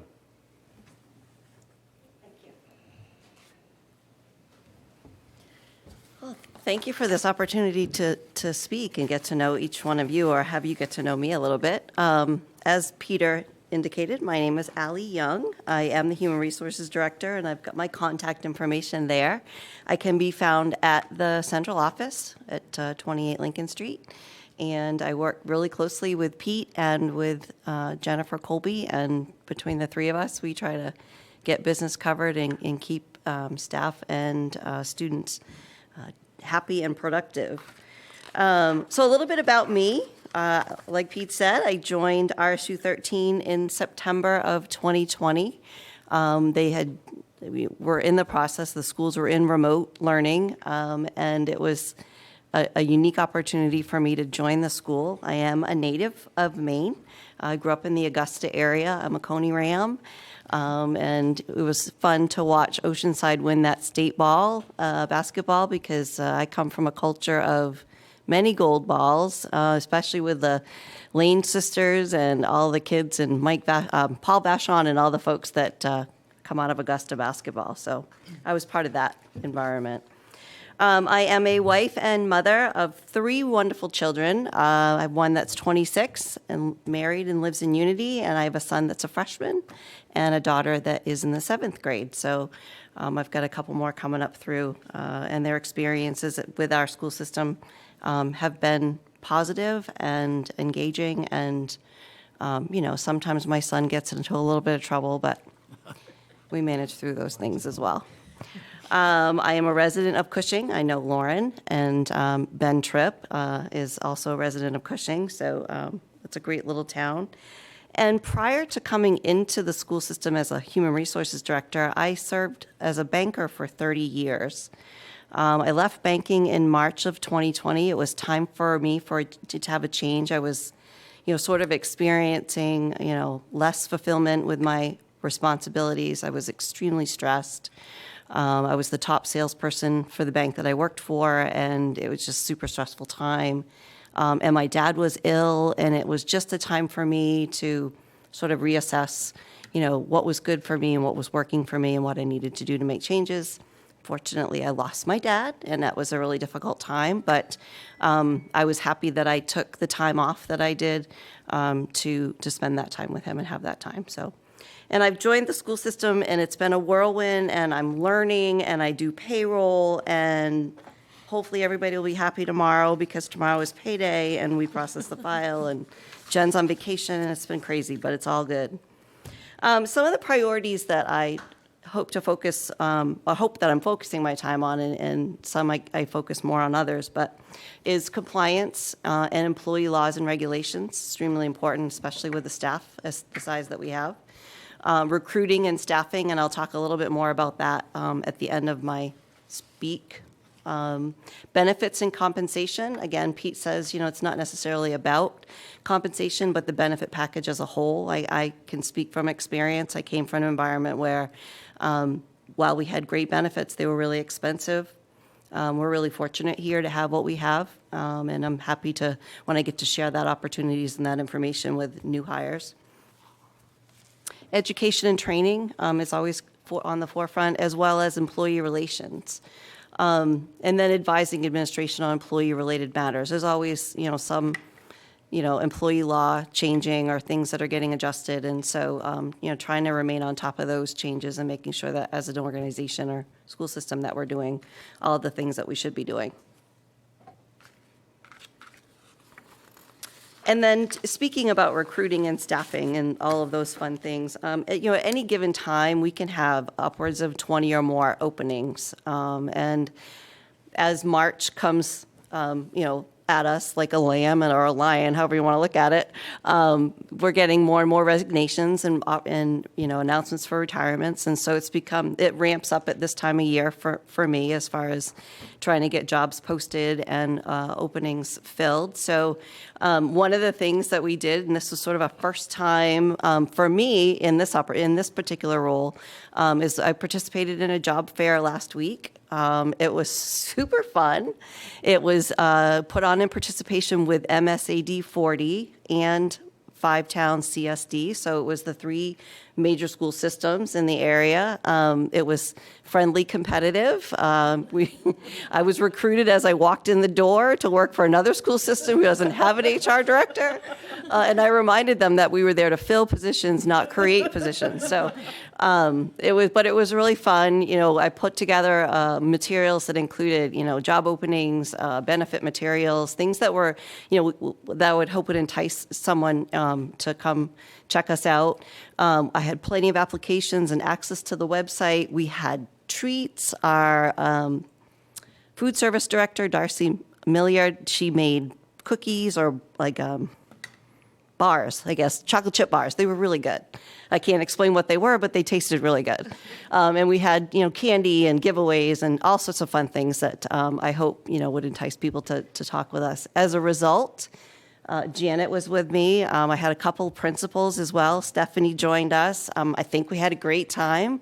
Darcy did 3 interviews on the spot. I got a pile of applications.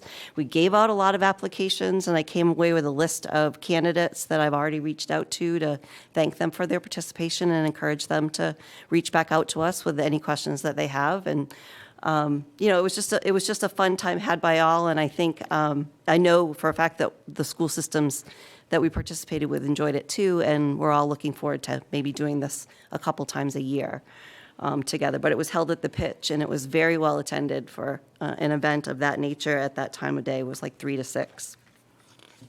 And then finally, I just took some pictures of the event. We had 2 principals with us, Justin Bennett and Colden Golan, who's the new principal at the OMS. They were great. I think Justin is a celebrity at the Pitch. I wasn't quite aware of his popularity, but he could heckle any child that came through the door and did. We learned a lot about each other in that couple-hour period. We had a great time, and I'm looking forward to. In fact, I'm going to a job fair on Monday at the University of Maine at Farmington. And I'm meeting with the the teacher graduates. So hopefully we'll get some good candidates out of that as well. And that's all that I wanted to share for tonight. Very brief. Any questions for me? Any questions? I'm curious about, so you had mentioned, Pete, that the issue with recruitment isn't just benefits and compensation.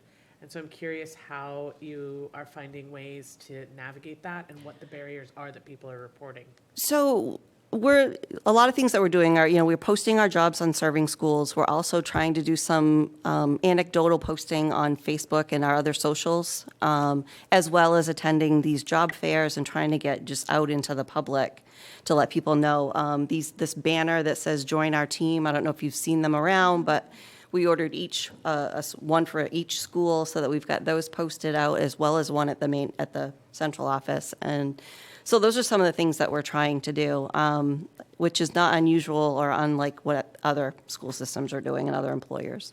What are the barriers that people report right now?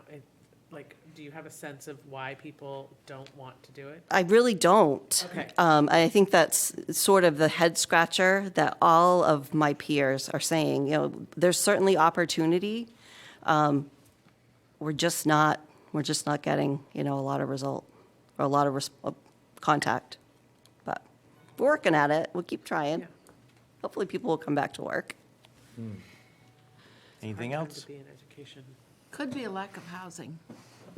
Yeah, I noticed, I try to follow some of the marketing of apartments and, houses available and things for sale and all of that. And I do know that prices for housing is up really high in this market. I did have a teacher that came to us this year as a new teacher from out of state, and I spent a few times on the phone with him just trying to navigate through, opportunities for me, people that I know, just, in my past experience as a banker that had rental properties and different things, and really worked with him to try to find him something, which he found, luckily. But, it is challenging. I agree. Yeah. Are most of your new hires from outside the area? There's a combination. It's funny to see that people from other school systems are coming, they're like coming to our school system, in even from neighboring, but it's not a huge intake of people that are out from outside the area. No, it's usually fairly local. Thank you. Yep. All right. Thanks Thank you again. very much. Thanks Thank for coming you. out. Appreciate all your hard work for our district and our Thank you. employees. Have a good evening. All right. Yes. Moving on to the report of the chair. So I do want to say something about our championship basketball team. So I did go to the game because I'm a big basketball fan. And I have to admit, I was experiencing some PTSD in the first half because as a senior, we went undefeated and went to the state championship and we lost. So when our team was behind, I was like, oh my God. But the grit they showed, the unbelievable perseverance, the coaching and the playing, it was amazing. It's just them coming back and winning that game. And it was just so great to be there and see that kind of enjoyment on their faces. And it was just a great experience. And just happy for our team and what they did. It was just an incredible second half of grit and perseverance. Just amazing. Also, when we talk about change, there are 4 levels or periods of change. There's normal, there's new normal, and then there's normal again. And so with COVID, we're in new normal, right? We're not to normal yet, but we're in new normal, which is we don't have to wear masks. We can do this, our students and staff. It's optional, and it's a great place to get to. After 2 years, it is hard to believe that it's been 2 years. But I remember it was March 13th, and you were talking with your colleagues and what we're going to do, and we did. I think we shut down the next day, the 14th, or you put it out or something. But 2 years ago, it was an amazing thing. So the thing about, COVID, it was a climate of fear. I don't think we've ever experienced it like that on the planet. I just don't think it's ever happened like that. A whole climate of fear going on. And now that it's melting, we really should see a difference for us as individuals, but for our staff and students. It really should be getting better and better as that climate of fear goes away. The last thing I want to say before I do a quick thing is, I hope you all saw the video that I did for staff. Did you all see that? And I really wanted to send it out to our wonderful staff as to appreciation for what they've been through and what they've done.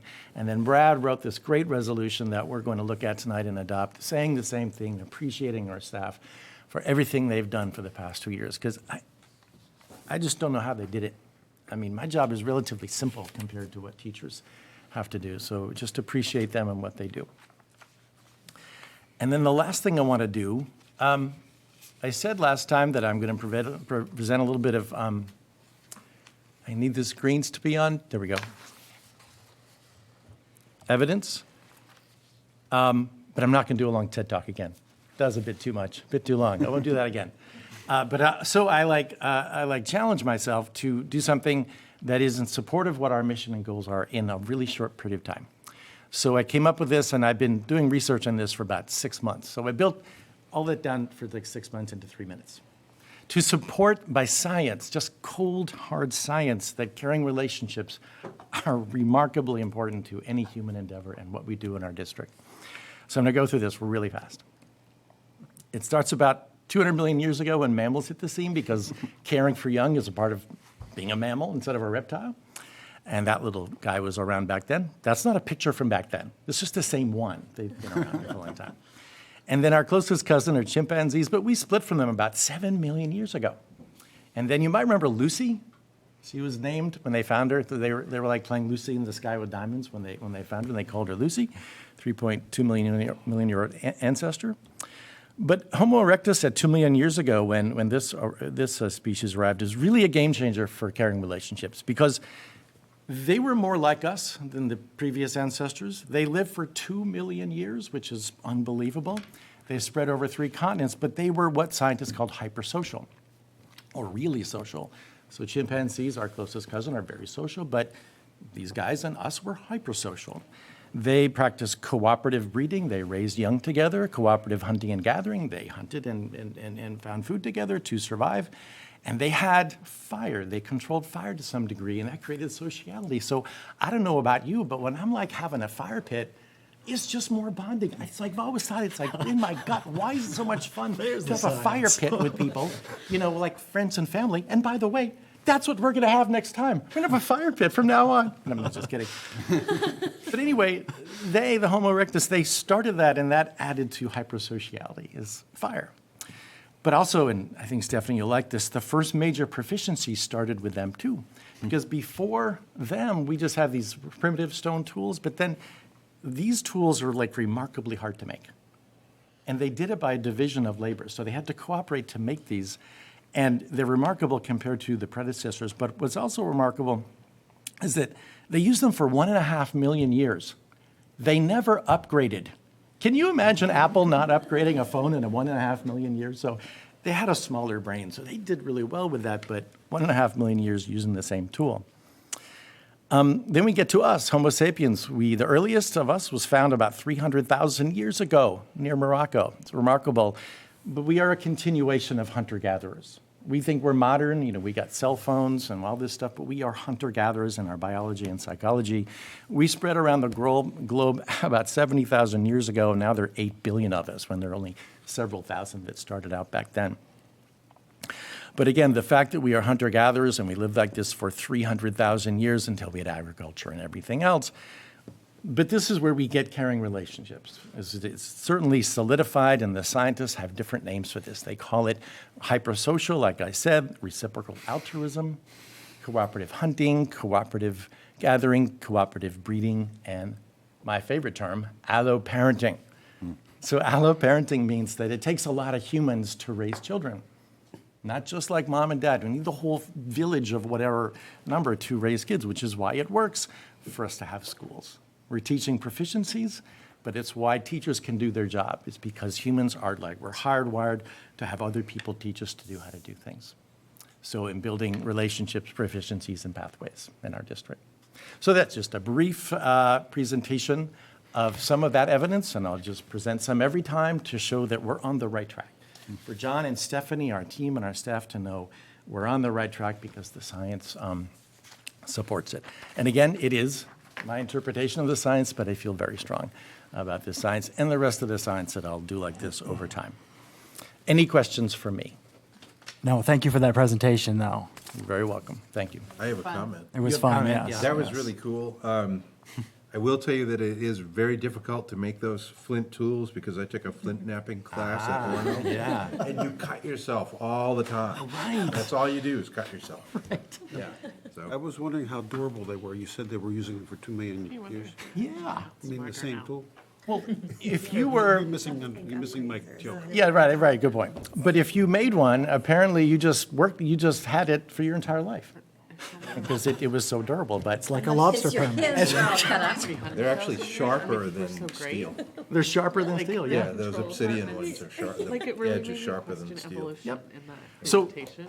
You know, what's just amazing about that is it really was the first big proficiencies thing that we did in terms of our ancestors, was those amazing tools. Thank you for that presentation. You may say thank you, I appreciate that, that's great, cool. John, will you do show and tell with your arrowhead next time you're here? Show and tell arrowhead. I'd like to see it. Just bring Band-Aids, right? Just bring Band-Aids if you're gonna cut Yeah. yourself, yeah. Yeah. Lauren, as a critical reflection, I was thinking about how if Homo erectus was around for 3 million years, 2 million, yep. 2 million, and we've been around for 300,000 years. Yep.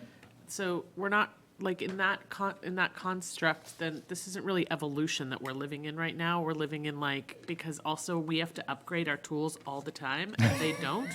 So, like, it really threw evolution on its head in your argument right there. That's a good point. Like, That's a you good know, point. like, maybe that's not exactly, evolution is exactly what we think it is. So we should be fine with this for 1 million years, right? We don't need an update. Or we could just go back to, like, Flint. Those tools, yeah, Could be regressive evolution, could right? be aggressive, Yeah, yeah. maybe we're. As long as we have the fire, I think that's all we need is the fire. fire pit. Yep, the fire pit.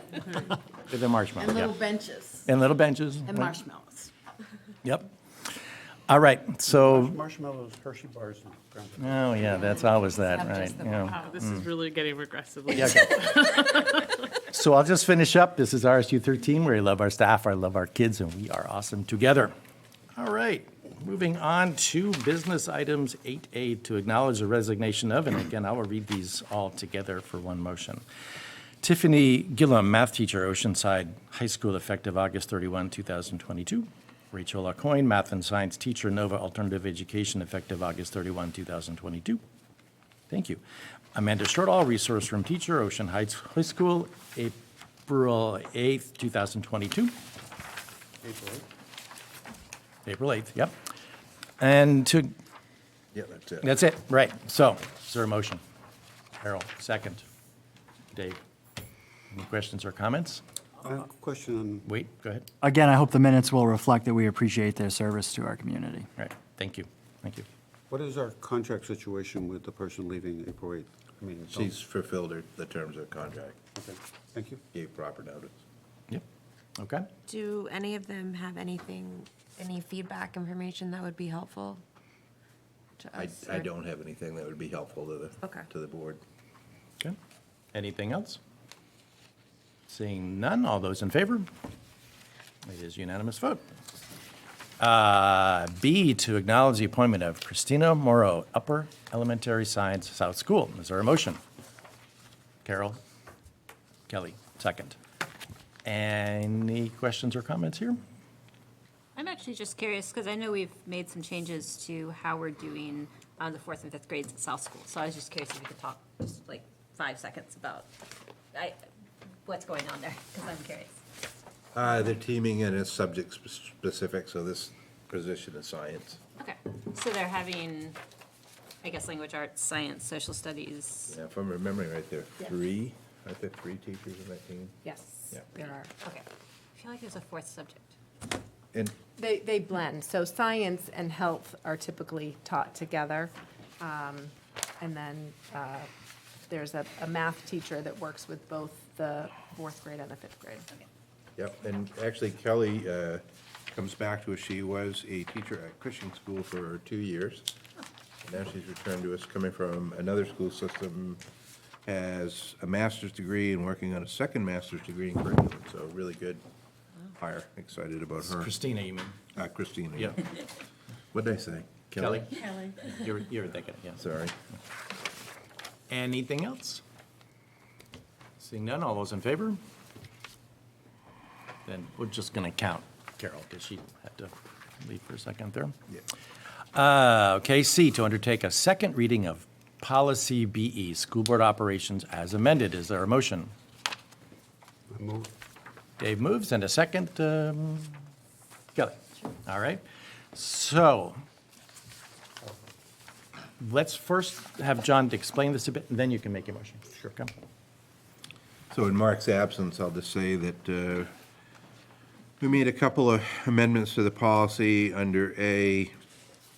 Number one, superintendent is responsible for providing public notice of the time, place, and manner, virtual or in person, highlighted in blue. An agenda of all meetings is required by state law. An agenda shall be distributed by the superintendent by the superintendent to board members at least 72 hours prior to a regular special meeting.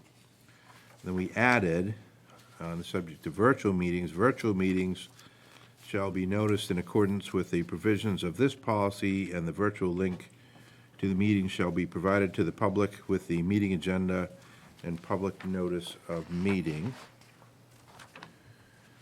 And then, under number 2, agenda, preparation and dissemination, item 2, the agenda, and added in is along with documents provided to the board will be distributed to board members, the media, and any designated school affiliated organization no later than 5 days prior to a regular meeting of the board and no later than 3 days, 72 hours prior to a special meeting. So that was also an addition, and that is it for that policy. Okay? I would like to propose an amendment. A little louder, I think. Item 4C. Item 4C. Okay. The last sentence, I would like to add the following as the last sentence. At a minimum, all reports, I move that we add at a minimum of all reports will have a summary of all items in the report. All right, that is a motion to add that to the policy. Is there a second? I'll second. Seconded? Okay, and discussion then. I like more detailed minutes than we got, and I'd like to take this opportunity to, I'm not asking for detailed minutes, or just all items that are reported to the, in the meeting be summarized in the minutes. I think that's a, Okay. We had a pretty detailed discussion about that during the policy meeting. Okay. And so I would like, I would like for us not to pass any amendment and for that to go through Mark, so that way we can discuss it. Because we don't have mind- discussed it. I don't mind it being tabled to Mark, Okay, that's all I'm requesting. but I'd like it taken up. And I would be, I'm, So I would not vote in favor of that so amendment. can we vote the table to policy? I would agree to that, yes. Yeah, you can just withdraw it. Well, it'd be better to, I would like to table it to policy. I think Mark could speak better to it since we have discussed it. Correct. Yes. Yeah. No, I'm just trying to think of the motion, how to do that. And I but move to table it to policy. You move to have your, Have my amendment tabled to policy. Is that, your language sent to the policy committee to Yes. consider, to amend, to change this. well, the reason policy. that I said to table it, because then it, Right, so we don't need a motion now, do we? We could withdraw the motion. Yeah, well, I would like. And you would submit your comments to Mark, like we Well, usually Can do. I've already done that. I've already submitted. And we have discussed it, so then probably Mark could follow up with you. Okay, That's what I would okay. recommend. I'll withdraw the motion then. okay. Thank you so much, great discussion. Yeah, thanks. Anything you want to add, or you all set? I'm all set. All right, anybody else? I actually would like to make one amendment. So this is 2A2. That's clunky. 2A2. Yeah. So basically, I can explain it before I make a motion, right? Oh, because we're in discussion. Yes, I can. All right. So basically, this is just who gets the agenda. And one of the things I frequently get requests from citizens is how do we find out about the agenda? And I think part of the reason I get so many questions is the city actually provides an email list. You just send Stuart an email, and he will put you on the list, and you get the agenda notice. And I think that's a really great policy, and I'd like to see us adopt something similar. So the motion that I'll make is to add, this is hard, I'm going to add the phrase, any citizen who requests such notice to the first sentence. So I'll read the sentence with my addition. The agenda, along with documents provided to the board, will be distributed to board members, the media, and, this is my addition, any citizen who requests such notice, and then it continues, and any designated school official, et cetera, et cetera. So all this does is creates a way for people to say, hey, I want to be notified, and there's a clean way to do that. You don't need two ands in that sentence. Yeah, we'll take out one of those, yeah. Oh, yeah, you know, the and was my editorial. It wasn't actually there. I was reading my carrot. We have a motion, seconded? You know, seconded by Dave. Again, I think that should run through Mark. I mean, we're making changes without Mark. We may have discussed this in the committee, so I think that should continue to go through that and to not just make policy changes at the board meeting. I think we should, have a proper channel for reviewing that. Was it discussed at the meeting? I do not recall, but I I'll do let John- think, You probably can relate, talk about that, yeah. I just wanted to say that I appreciate the amendment, and we do that right now. Oh, So if that's somebody good. wants to get a copy of the agenda, we put them on the list. We have a mailing list, I think it's 50-something people. Okay, I've heard mixed reviews about whether people successfully get on it. So I think there may be some confusion on Well, who they may contact the wrong person. yeah, well, the contact would be my office. We have, right now, we have agenda receivers, and the list is way over 50. That's great. So in that case, we're just codifying we- something we already do. We're doing it anyway, but, Okay. if that wanted to be put in, I was gonna ask if you actually are gonna make the amendment, you'd have to repeat it, because I couldn't get it. That's fair. I had a question. For many months, I received the agenda from the Owl's Head Town Clerk. So, but I never received any of the other documents that we receive from Kathy Blaze. Oh, and you were When not I on was the not school on the board. board, Right. but, Yep. I had requested that I be notified of, by email, anything that came to the town was also forwarded to me by my town clerk. But the only document that they ever had was the agenda. They never, did not have meeting minutes. They didn't have, any of the other documents that we receive and discuss in this meeting. Okay. John? That's because we just changed that in the policy, Okay, right, and they're posted. right now. So Okay. now, all the agenda receivers get the documents that are sent to the board. okay, so what was being done was what was being allowed at the time.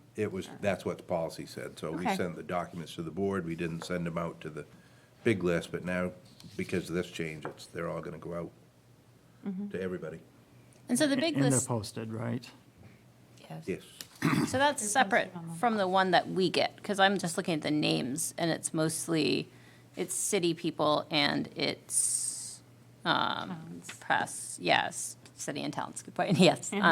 And the press and then staff. So there's a separate list that goes out. Yep, yep. Okay, that's There's a good. board list, and then there's agenda receivers. That's nice. That's what it is. Okay, So now, to clarify one more time, now the agenda receiver list also gets the documents that are sent to the board. excellent. I think it's a great practice. I think it should be reflected in our policy so that we know it's happening. What is? No.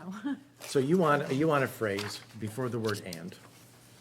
So I think it's important that you state it again and, go ahead, John. Well, again, under number 2, agenda preparation, the agenda, along with documents provided to the board, will be distributed to board members, the media, and any designated school-affiliated organization. So that's the agenda receivers list. Right, but it doesn't include general members of the public in that phraseology. I think that's what you're Yeah, asking for. that's, because to me, that didn't read that way, because I was like, what are school-affiliated organizations? And I respect that you're doing it already, and I think that's our vote right now. Do we want to add it as language or not add it as language? So we're in the second reading. We are of second approval, reading. so we're making approvals to something that's already gone through a first reading. Then the third reading, we should approve it, so. We I don't have still- 3 readings. We only have 2 readings. Oh, we only have 2 readings. That's why I'm making the amendment Right, instead this of is a going time through where the you process. can make Yeah. an amendment. It has to Okay. be adopted by the full board by majority So, vote. again, if you're making that amendment, Yeah. could you I can repeat it repeat so it, I can yeah. write it into here so I can get it in there? Yeah, you ready? Before the word "and," That's a nice way of putting it. All right, I would like to add, any citizen who requests such notice. And feel free to clean that up. Comma. I don't like the Oxford comma, so I'm not adding the comma, but you can God. add an amendment for the Oxford comma if We're you'd not like. debating the Oxford comma unless, Absolutely no debate about the Oxford comma. we're just gonna leave that. I got it, I got it. God, Throw that into the fire pit. Just going in.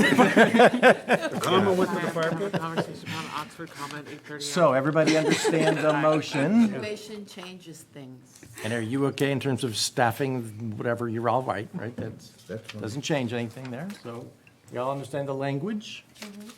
All right. I'll say, all those in favor? I'm just going to abstain. And abstain, yeah, against? So, I object based on the Oxford comma. So I vote no. You vote no, right, so there's Best everybody reason but ever. Carol and Jason. So Jason is abstaining, Yes. And I'm voting no. and Carol's voting no. everybody else voted yes? Commatized no, but anyway, it's a no, yeah. No, comma. yeah. I'm not going to vote for it. Okay, So it is adopted. With or without the comma. Now, any further amendments being proposed? Any further discussion? Seeing none, all those in favor of this being approved in second reading with the amendment? It is, yes, okay? Yes. Okay, seven of us, yes, and then, Abstain. you're yes, yeah? I'm yes. And then no? No, based on the Oxford comma. All right, and abstention. All right, very good. I'm sorry, Carol, I would have added it if I'd known it. It would have been that trying. Tell you what. Okay, so now we move on to D, to adopt a resolution of appreciation. Brad? Thanks. As you all know, I thought Lauren did an amazing job with his video, and since there's no way I could have ever matched that, I got the easier job of writing something. The language may seem a little bit overly formal in some ways, but I just wanted to remind everyone this is sort of an industry standard for appreciation, a resolve of appreciation. So I'll just read it, and then hopefully the commas are all in the right places, and we can adopt this. Resolve of appreciation. Whereas the rapid spread of the coronavirus disease, COVID-19, prompted the President of the United States to declare a national emergency in March 2020, and whereas the cornerstone of democracy is high-quality public education that prepares students to become active participants in our democracy, as well as preparing them for college and future careers while cultivating lifelong learning, even while confronting the adverse conditions inherent during a pandemic that has claimed over 900,000 lives in the United States. And whereas the 2019-20, 2020-2021, and 2021-2022 school years will long be remembered for the impact of the pandemic on all aspects of our students' lives, particularly on local families who are at the greatest risk of experiencing hardships, and children who may fall behind with their learning. And whereas teachers and staff in RSU 13 have continued to perform their essential duties to their utmost, often putting their own health and safety in jeopardy for the support and well-being of the students in their care. And whereas teachers and staff in the district have overcome many challenges in this unprecedented time, requiring remote, hybrid, and in-person learning, and often dedicating countless hours to learn new pedagogy and implement innovative approaches to engage students in a variety of contexts. And whereas RSU 13's teachers and staff often go above and beyond expectations to fill many roles in our students' lives, such as teachers, coaches, role models, motivators, mentors, and counselors. And whereas teachers and staff in RSU 13 continue to prioritize the creation of a safe, inclusive, and responsive culture that fosters relationships and the academic, social, and emotional growth of all learners. And whereas the central goal guiding our work in the district continues to focus on relationships, proficiencies, and pathways to cultivate lifelong aspirations that reach beyond a diploma.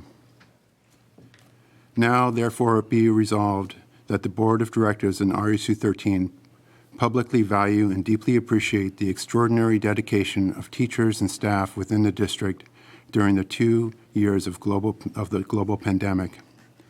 And be it further resolved that the Board of Directors in RSU 13 strongly encourages all members of our community to join with it in personally expressing appreciation for the dedication and devotion of our teachers and staff to their work at the Ash Point Community School, the Cushing Community School, Oceanside High School, Oceanside Middle School, South School, the Thomason Grammar School, as well as the Transportation Department, Food Service, the Buildings and Ground Department, and the Central Office. Thank you. Really well done. Thank you. Beautiful. Yep. So that is a motion. Is there a second? Dave, second. Any questions or comments? Yes. There are a couple of comments, aren't there? I find this to be stuffy and officious. I don't think we need to do something so formal. Your video, on the other hand, got it done.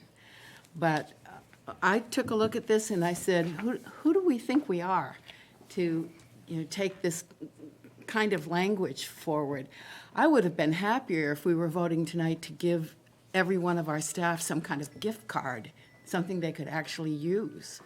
We say over and over, and we demonstrate over and over, that we appreciate every staff member for what they do and what they have done during the pandemic.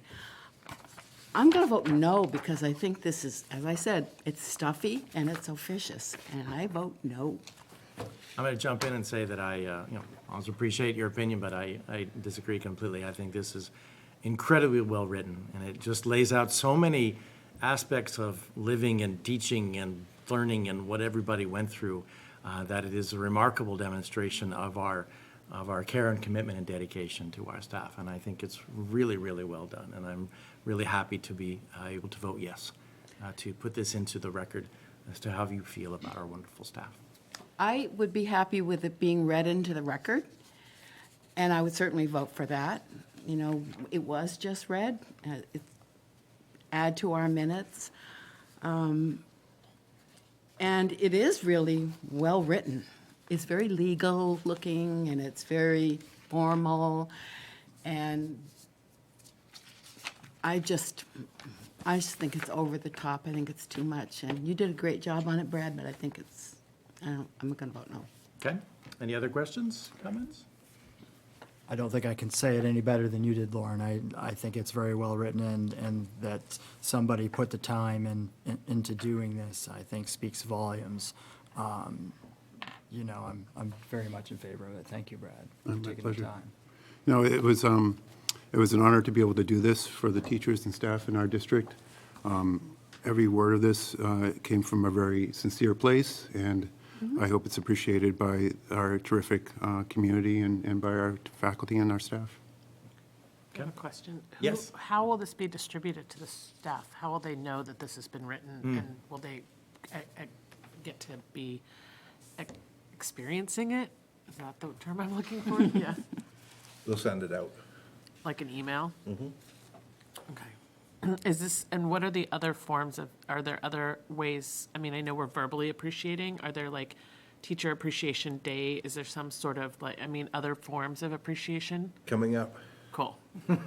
Great. Because I Announced, can right? imagine as a teacher, like as a board member, this is really well written and I really respect this. And as a teacher, reading this in an email, I might feel a little underappreciated. And so it takes both. And I think I'd like to encourage as much of a holistic approach to appreciation. Well said, Rebecca. May I make a comment? Yeah. What would be really super nice, kind of, piggybacking on that is, I don't know, if you can print it on like stiffer stock paper that you rolled up kind of like a diploma, and you handed it out to every single staff member with this declaration on it. I think that would be a little special, not versus just an email, as you said. It's a lot of work and I'm I wondering. know it would be a lot of work, but I think We it would would have be to do that as the appreciated. board. Since we're doing it, we would have to do it as the board because it's our appreciation to so. We'll just leave it up to John to figure out what's the best way to Yeah. Oh, I can do something, trust me. Cool. What are the other ways? Just a minor typo, I think. I'm not sure. I think it should, the last line should say the central office? I don't mean, I know, it's just, Which last line? Why don't we just pass it as is, otherwise we have Okay. to amend it. So, gotcha. I mean, he even read it as the, All right, Lauren, may yeah. I speak as a staff member? yeah. I think the importance of this document to me as a staff member is more that it's a public document. Not that somebody's giving it to me personally. I think it's more of a public board acknowledgement of the work that has taken place in the district. And also, I think this final call to action of the community is really important. I think John expressed in his report that our community has been great, but our community also hasn't been in our schools. They haven't seen everything that our staff has seen and experienced everything that our staff has experienced. I think there's been a lot of assumptions. I think that can be very dangerous for a culture. And again, I think we've been fortunate, but I think this is a great opportunity to have a call to action to say, as a board, we're acknowledging what our staff have been through. We stand with them and behind them, and we're calling to action the community as well to, let's break down the barriers of the doors that have been closed to our parents and community for so long. This is a great opportunity to do that. That is really helpful feedback, thank you. So how is the question? I mean, what would you recommend as a staff member? Like posting it to the website or in I think lobby, so. or- I think so. I think we got a lot of traffic on the Facebook page when we had Ah, over, Facebook, yeah. over 300 As a matter of fact, that's likes where I for got my board notice. Yeah. Is there a What'd you way get? to distribute? 300 like what? Well, I'm thinking that when the RSU 13 page, I think it was John, posting the basketball, the outcome, there were a bunch of comments and over 300 and some odd likes on, so, I mean, there's a lot of traffic on that page. Yeah, A lot of shares. That's where it should go. Yeah. I Yeah. have a question about the document itself. Yeah. Maybe we could make it less formal. I'd like to see it as a letter from the board without the whereases. And I'd like to see it in the newspaper, because all of the content is excellent. I love the content. What I don't like is the whereases.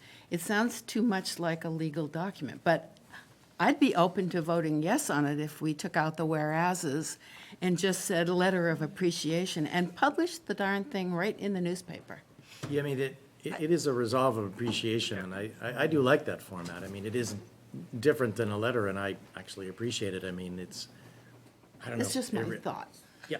And I would vote yes for it. So Kelly, then Rebecca. I feel like we, as a board, not like we can't discuss it anymore, but our staff representative just told us what it would mean to the staff, and that's our point of this document, so I don't know that any else of our comments are relevant. Okay, all right. To Rebecca? piggyback on the supporting of the staff, when it's distributed, does it get distributed beyond the district? Does it get, so like a proclamation made by a mayor, for instance, right? You get press, people are showing up, and is there a way that you're going to like, can we bring the principals together and staff I'm just spitballing here, John, before you give me the dirty look. It's a Okay, puzzle.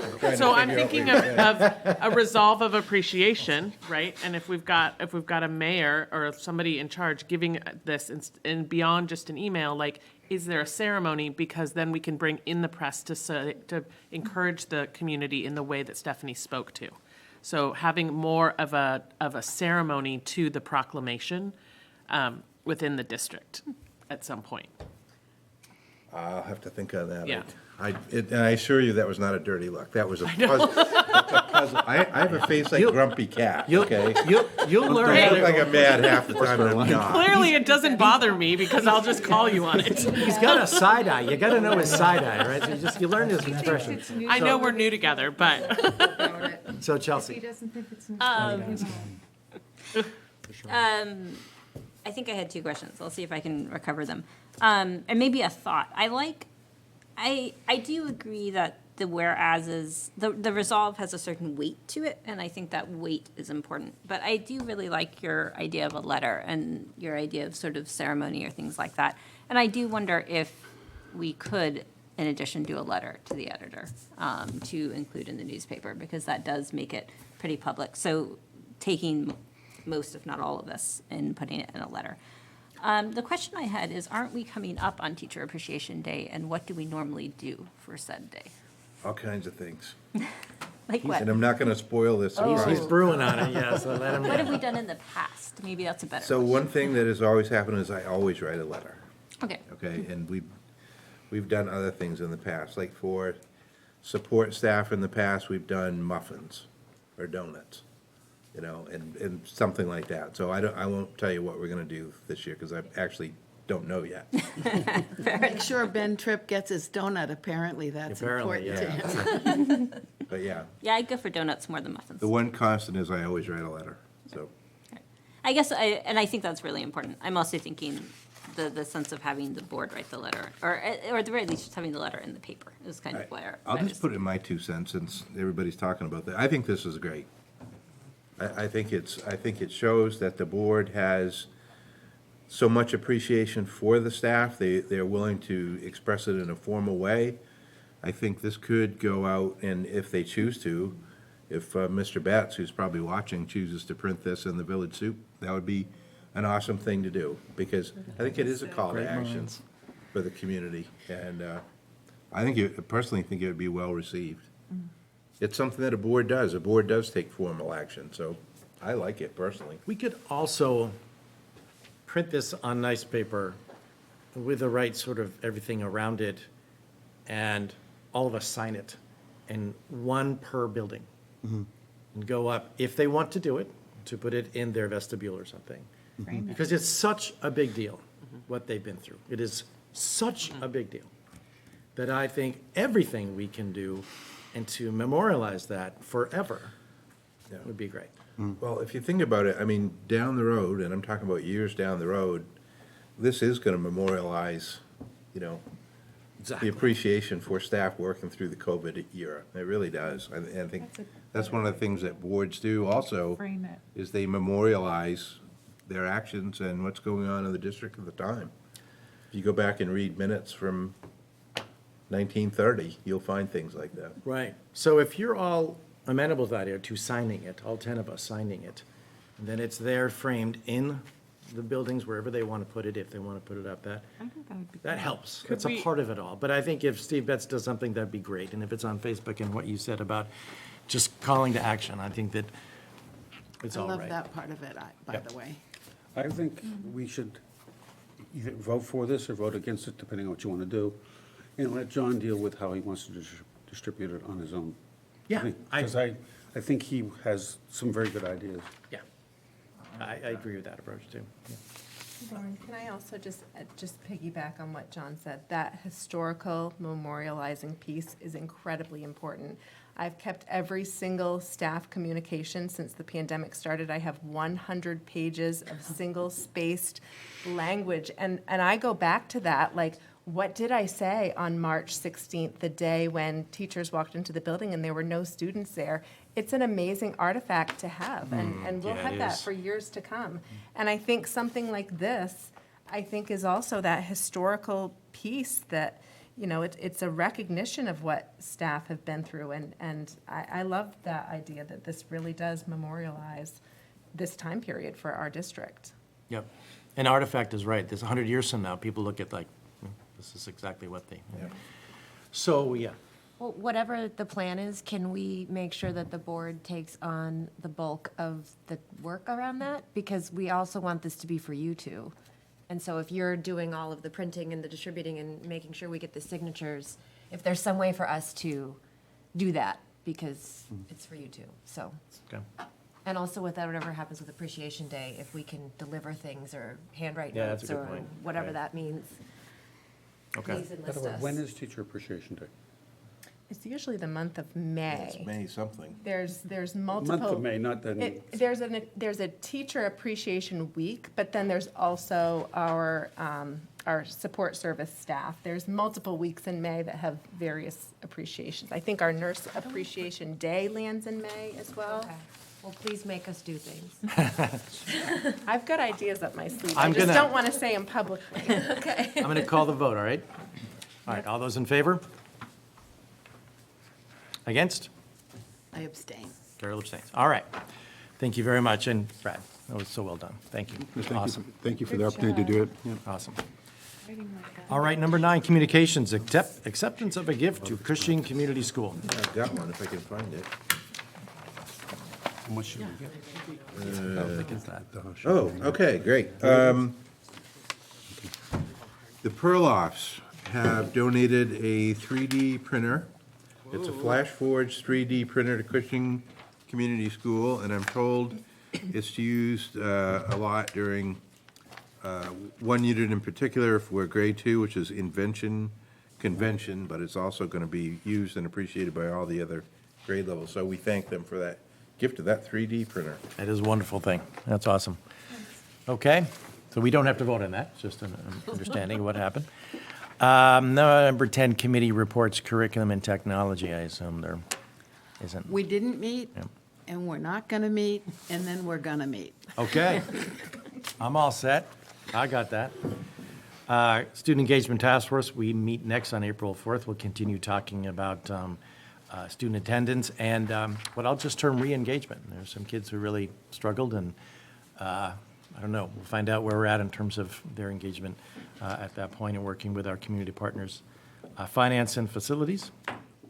Pete? What? Oh, I asked Pete to do the meeting minutes because I thought I'm double booked tonight, so I actually didn't prepare either. And I forgot my notes at home. Okay, what did we do on finance and facilities? I don't remember either. We went through the audit. Wasn't that? I think that was a month ago. We had the nutrition report, which I might be able to ad lib on. Yeah, yes, we did the nutrition report. That's a good plan, yeah. Oh, wait, Mark's not here either. And Well, policy committee didn't meet. Oh, okay, well, there we go. Oh, right. MCST. MCST we met on February 16th, and I'd say the major highlight of that was the budget presentation. And for us, the major presentation, I think our contribution is going down by 0.9% or something. So, That's never a bad thing. it's never a bad thing. No, but we don't pay them. Don't ask me to explain how, why, that's basically it. It's the- And it's our the next prin- it's the meeting bond is, interest. what's that? It's the bond interest Thank you. payment There goes you go. down. Yeah, figured you might know that one. I can do pieces of finance if you want me to start. And Okay, all Black right. screen. So I don't remember everything that we did, but I do remember that we had Darcy Millard come in, and she is our nutrition director. And so one of the things that she talked about so she came in literally the week that the pandemic started. So she's had a very interesting, I know, welcome to the community. And so she was talking a lot about just the things that she's been able to accomplish during the pandemic. And one of the things that I found really interesting, the way our food service budget works is that we have fixed costs because it doesn't matter how many lunches you serve, you still need the same number of people for the most part. And so we have a lot of fixed costs, and we get some of that reimbursement from the state, but that is really dependent on how many students are actually eating our lunches. And so one of the things that she's been working on is really increasing the number of student participation. And so she talked a lot about that, and she shared some of the cool foods people are making and things like that. I also appreciated that she shared some of the challenges. I really do like hearing the strengths and the challenges that we're facing. And some of the things that are challenging the staffing, we've already heard a little bit about that from Allie today. And she also mentioned sometimes that the food service feels a little siloed in schools. So that's something that I think is an important piece to work on and something that she is thinking through. And she had a very good presentation, and I took lots of notes, and I have none of them. What else did we do, Pete? It is available on the YouTube channel. Yeah, Fair there you enough. go. We spoke about our policies. Talk about the did. budget transfer policy. Okay, so right, and so we're going to send part of that to the policy committee, and then we're going to continue working on the second piece of it, because we'd like to get more information, and mainly, we're going to spend the next couple of months gathering some data so that we can figure out what would make sense for a policy around it. What else? That was it. Thank you. All right. All right, we good? Yes, We we meet are. next Tuesday?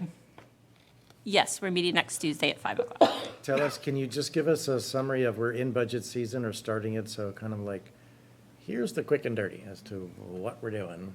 So Pete is going to kick off the budget process and give us a sense of. Tuesday. Tuesday. Give us a sense of what the numbers are, and we're going to talk a little bit about actually setting up a formal calendar so that people will be able to know when and what we are discussing. So that is our plan for Tuesday. Okay. Again, the goal is to have something done the end of April, right? So we're going to vote on it the first Thursday in March? May. May, sorry. Then it goes to the public meeting and to the vote. Yeah. We missed that date. We missed that, yeah. Oops. No, actually, we haven't. No. All right, so we good on that?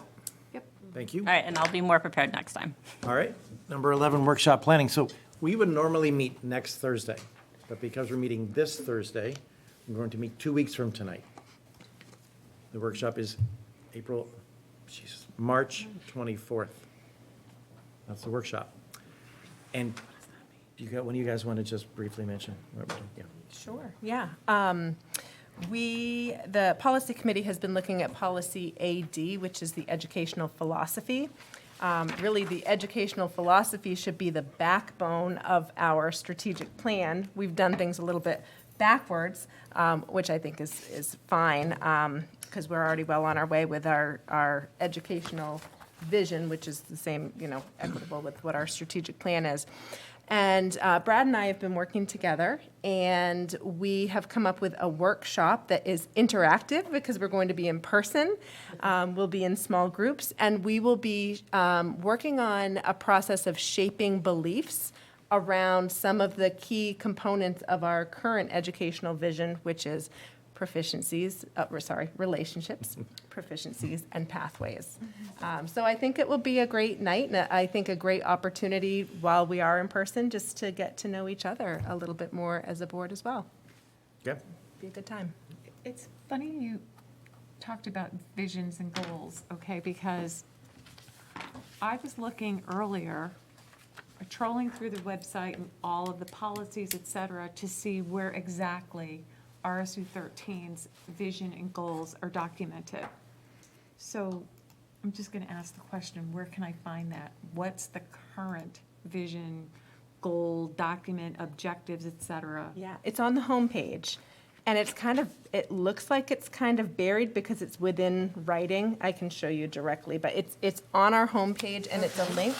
It will take you to a presentation document that looks just like this, and we'll have copies of this for you at the meeting. But, yep, keep scrolling down. It's in that About Us section. It's the only link, I believe, in the About Us section.